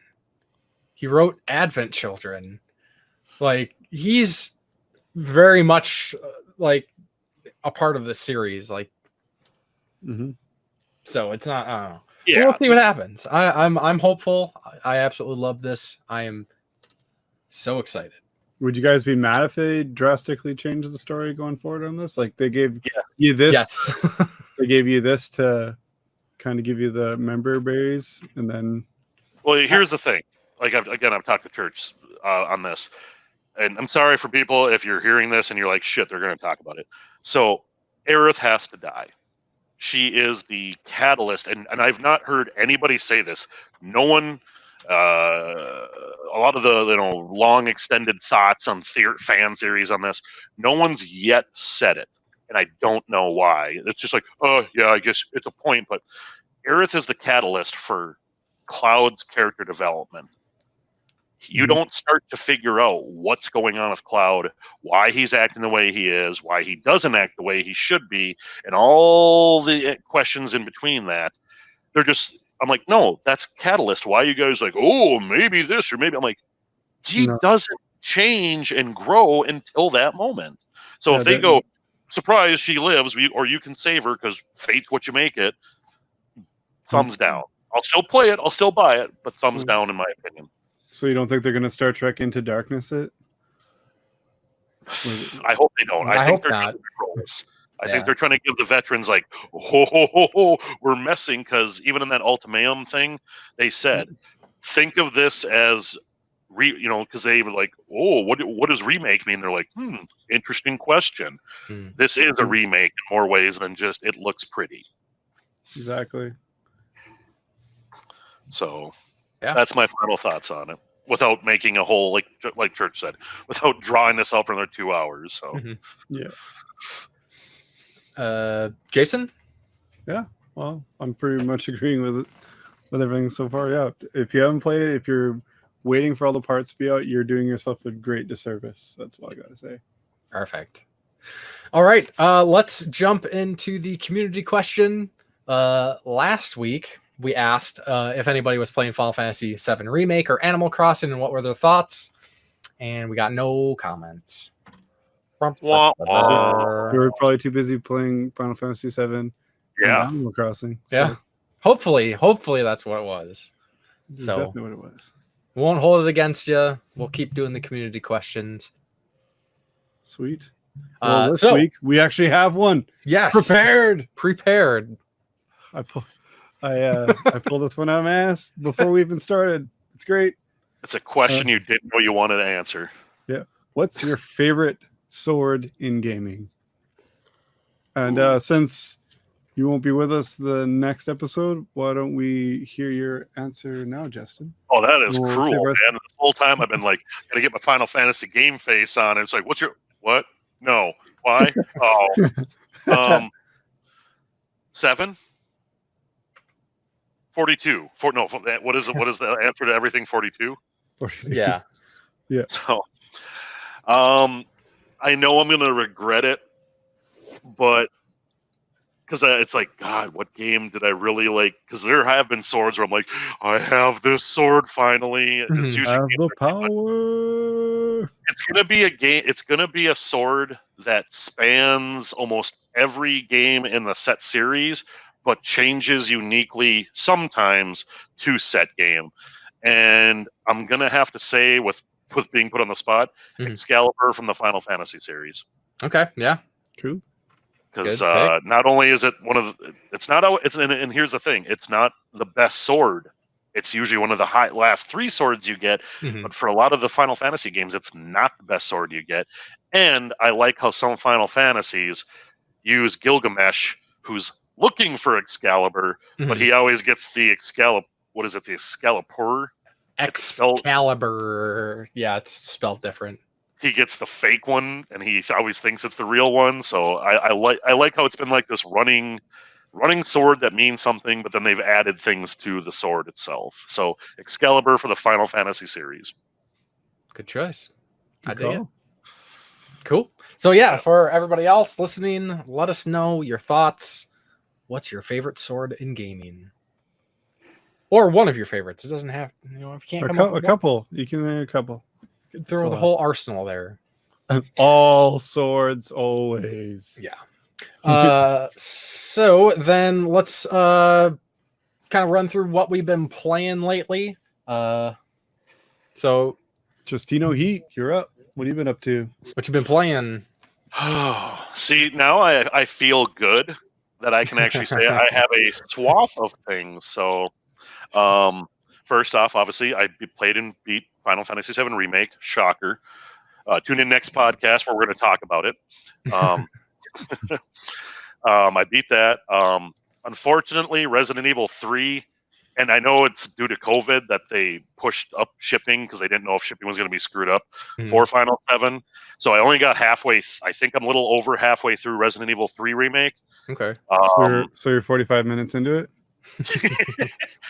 Believe you me, I have good things and bad things to say about 3. I mean, not like, I hated it, stupid. It was more like, we can do it another time, or in our own time. But I enjoyed it overall because honestly, I don't think I ever finished the original 3. Again, it was one of those things. I got to a certain point. I don't even remember because it was years ago. I own the darn copy, but So anyway, I got halfway through that. I was one of the nerds who waited for Borderlands 3 to come out on Steam, so I beat that. It was a lot of fun. Somebody had said it felt like more of the same, and I was like, at first I'm like, yeah, that's why I want to play it. And then I was like, as I played it, I'm like, it had great dialogue, great jokes. I don't think the bad guys were as good as Handsome Jack, but they were still unique. Mm-hmm. But overall, I really did like Borderlands 3. I think 1 and 2 are still actually. What's the one in space again? The pre-sequel. Pre-sequel. Yeah. Because Athena is like my favorite treasure hunter of all of them. Well, next to Lilith, but so I beat that. What else did I started playing Breath of Fire 4 over the weekend when I was hanging out with church, and my Trials of Mana just came Monday, and then like I say, my raid group's like, "Hey, let's all play Persona 5," and I'm like, God. RPG crazy. See you in 100 years. Yeah, exactly.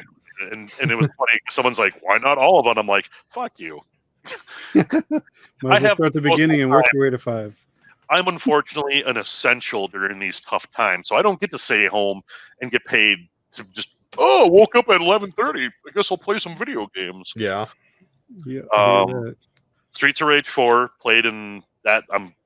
I downloaded my own copy because of my limited run copies coming in, well, whenever it gets here. But still excited for it nonetheless. But I'm loving Streets of Rage 4. Still playing through that. God, what I feel like I played a couple other things.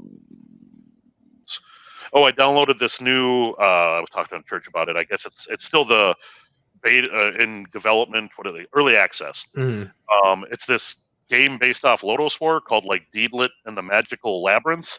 It plays Wonder Labyrinth. Yeah, we were talking about that when they were announced it. Is it any good?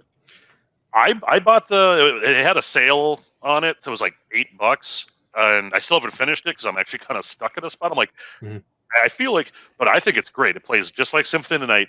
The sprite work is fucking amazing, and the soundtrack is very beautiful. Yes, like when this game comes out in full. And I was like, man, this looks too good to be. This better not be made by some company that never done any. No, I forget the company that's doing it. What was the? Oh, you had said the Luna Knights or whatever. Yeah, they previously made Toho Luna Knights, which it's another Metroidvania, amazing, just gorgeous pixel art, interesting gameplay mechanics. So seeing them make this, like when I saw it announced, like I'm like, yeah, this is gonna be awesome. And it is. It really is. Awesome. Yeah. I think since it's been a while, I'll say everything I've played up for the start of the year. Of course, one of my friends was like, "Hey, want to play Bloodborne?" I'm like, "Yep." So played through Bloodborne again. Played through Dark Souls Remaster again. Played through Dark Souls 3 again. Because, you got to give it up for the Soul series. Yeah, for sure. So, and there's probably a couple that I've actually played and beaten that I'm forgetting, but those are the most notable that, my old man brain can think of right now. Nice. Excellent. Cool. What are you going to do? Yeah, well, for me, it's just been Trials of Mana. If you go back a couple years, I don't remember exactly what episode of the podcast it was, but I basically talked about this game in depth a couple years ago when I played the original version of it, Seiken Densetsu 3 or Secret of Mana 2, whatever you want to call it. Played it on the Super Nintendo. But Trials of Mana is basically a very, very faithful recreation into 3D. Unlike the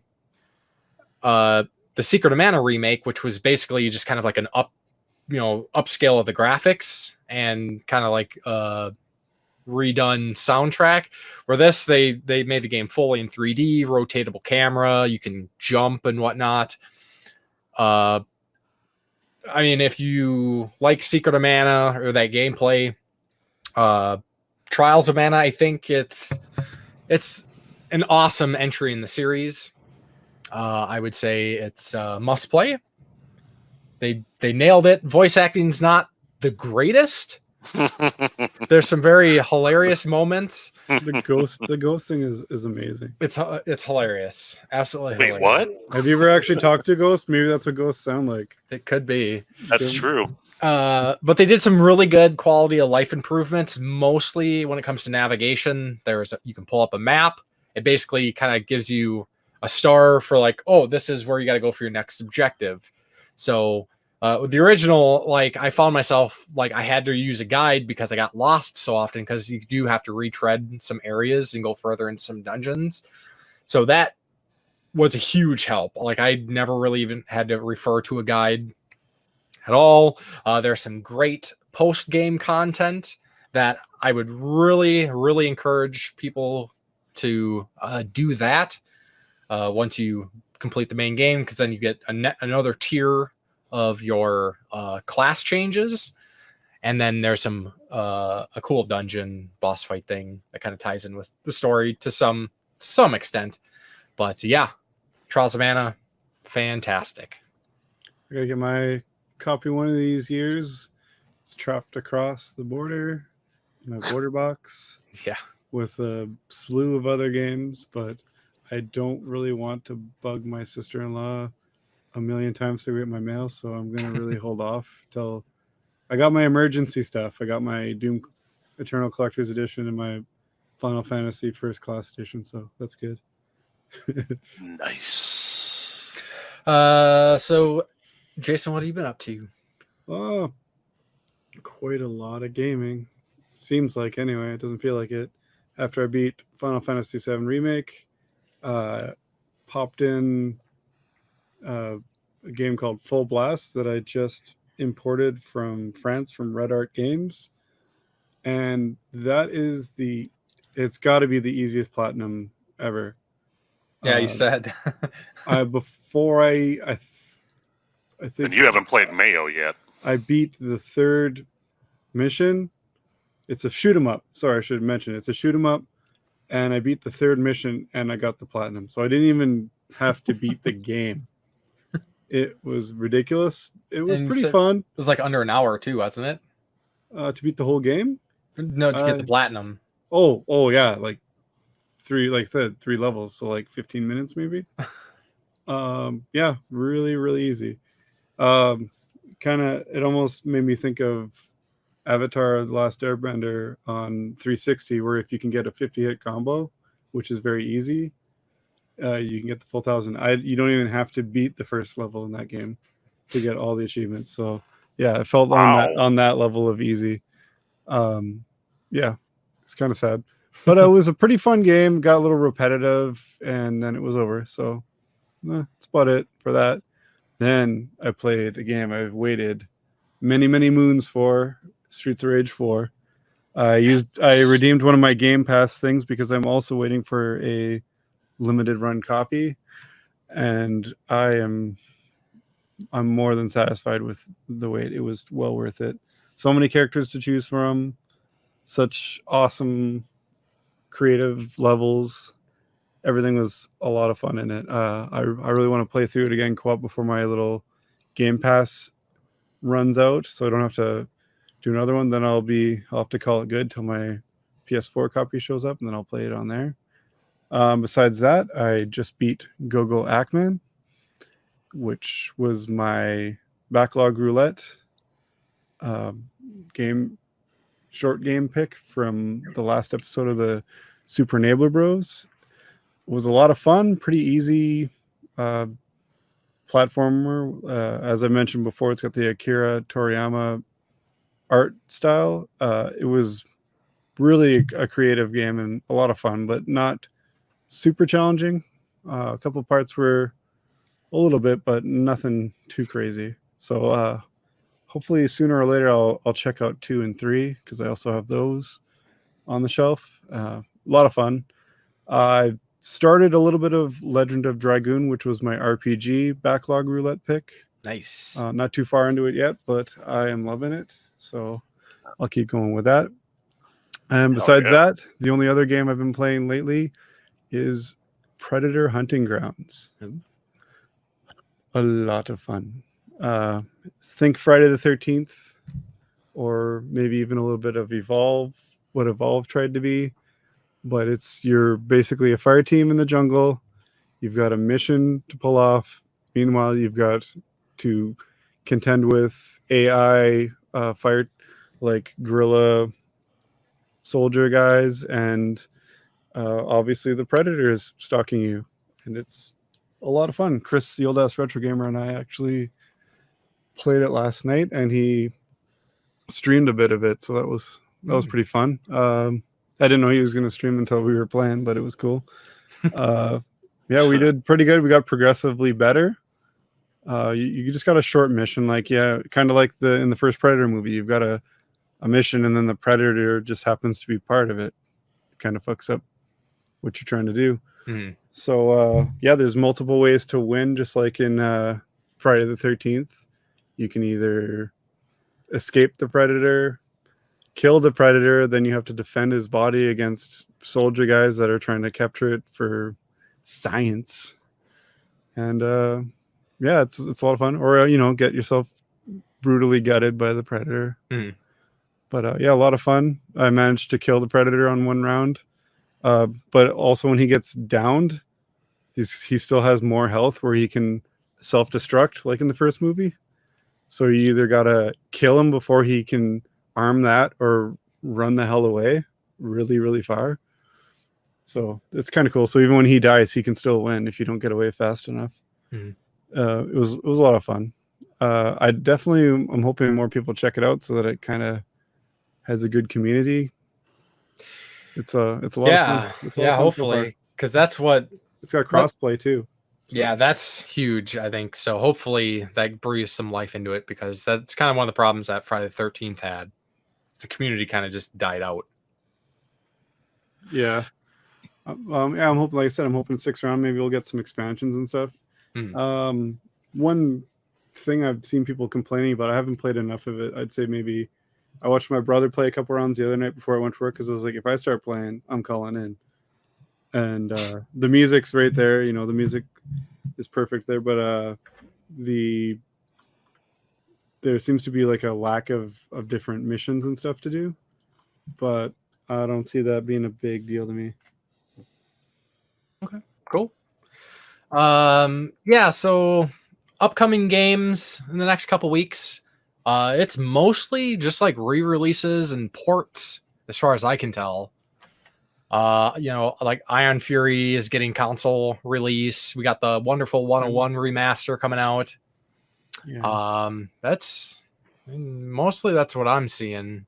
I don't know if there's else is already out or pushed way back. Yeah.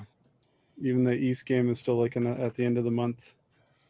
So, but yeah, hurry up, all COVID, right. Go away. Yeah, right. So then I guess as we're kind of getting to the point where we're wrapping things up, wrap it before you tap it.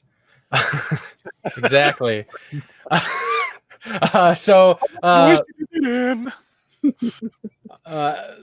Besides what you already mentioned that you're playing, any other additional games you might be starting up in the next couple weeks, Justin? Well, like I say, I will be going through Persona 5, probably starting Friday, because I have raid tonight and tomorrow on Final 14.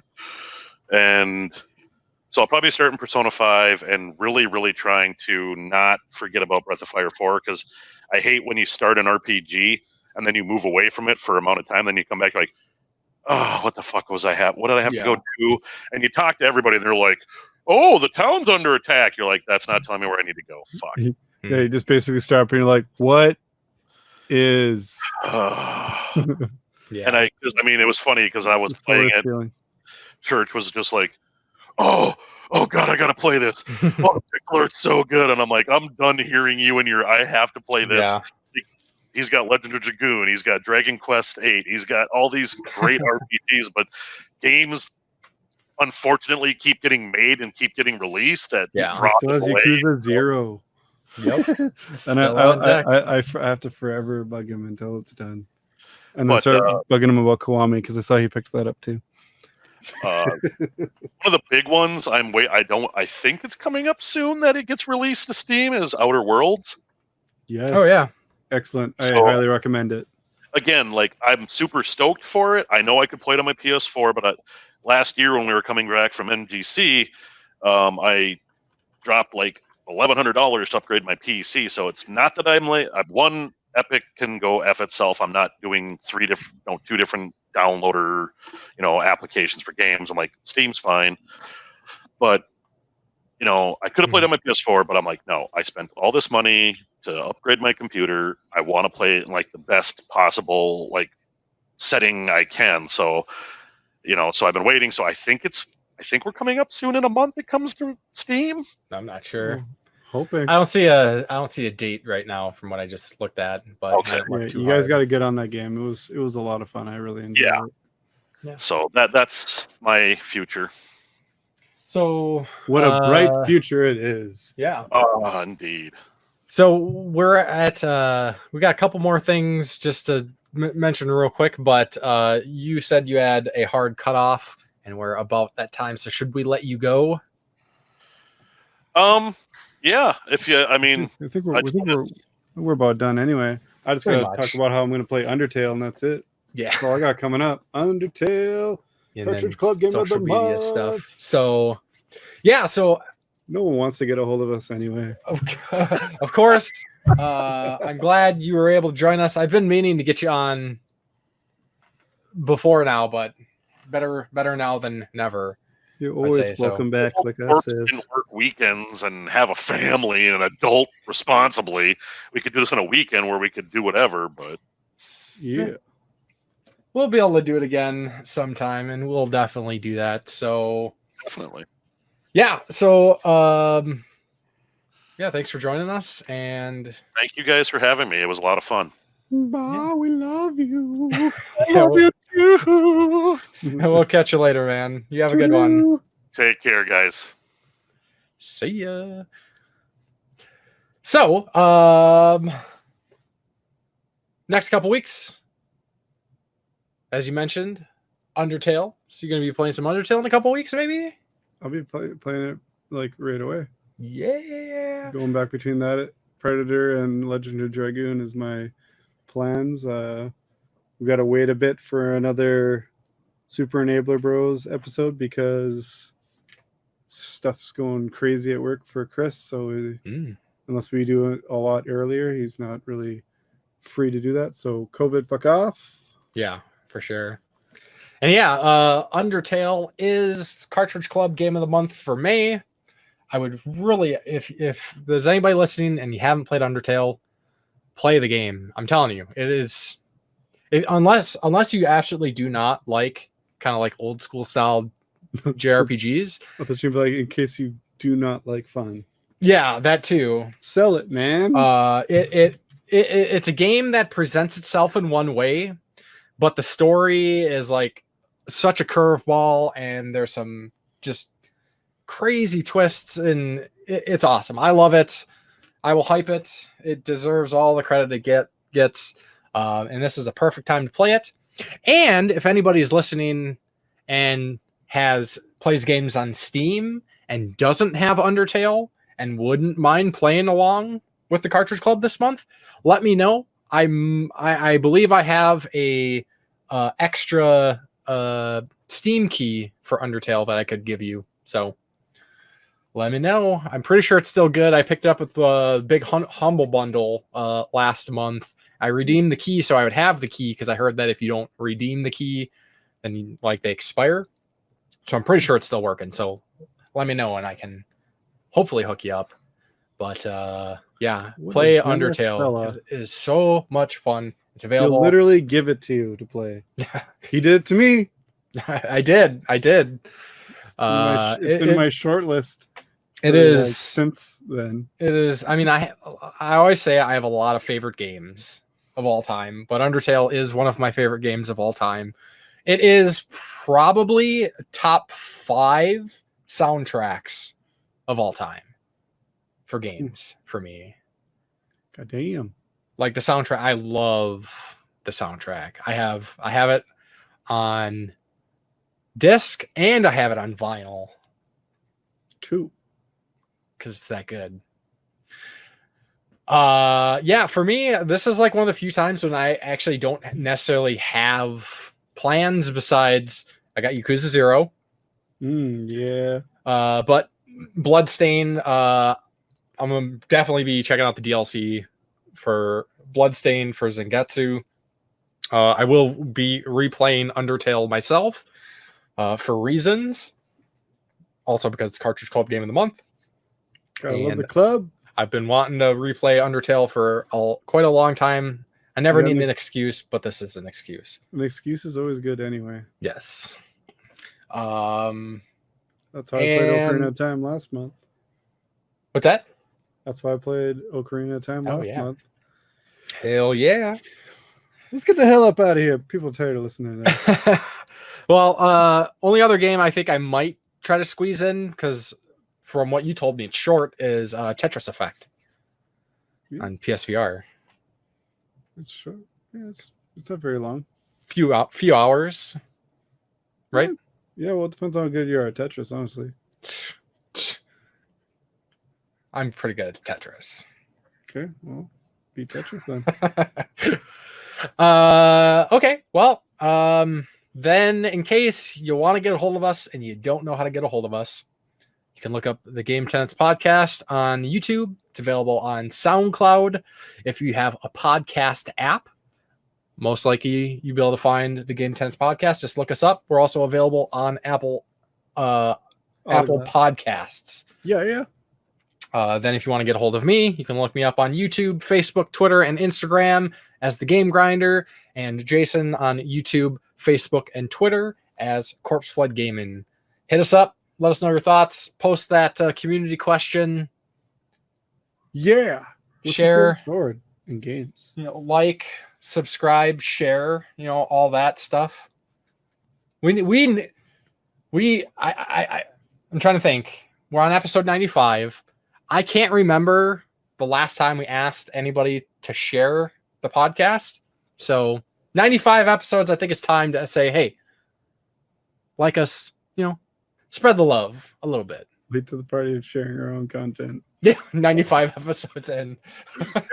maybe someone could benefit from sharing it once in a while, a little bit. Maybe. Yeah. If you made it this far,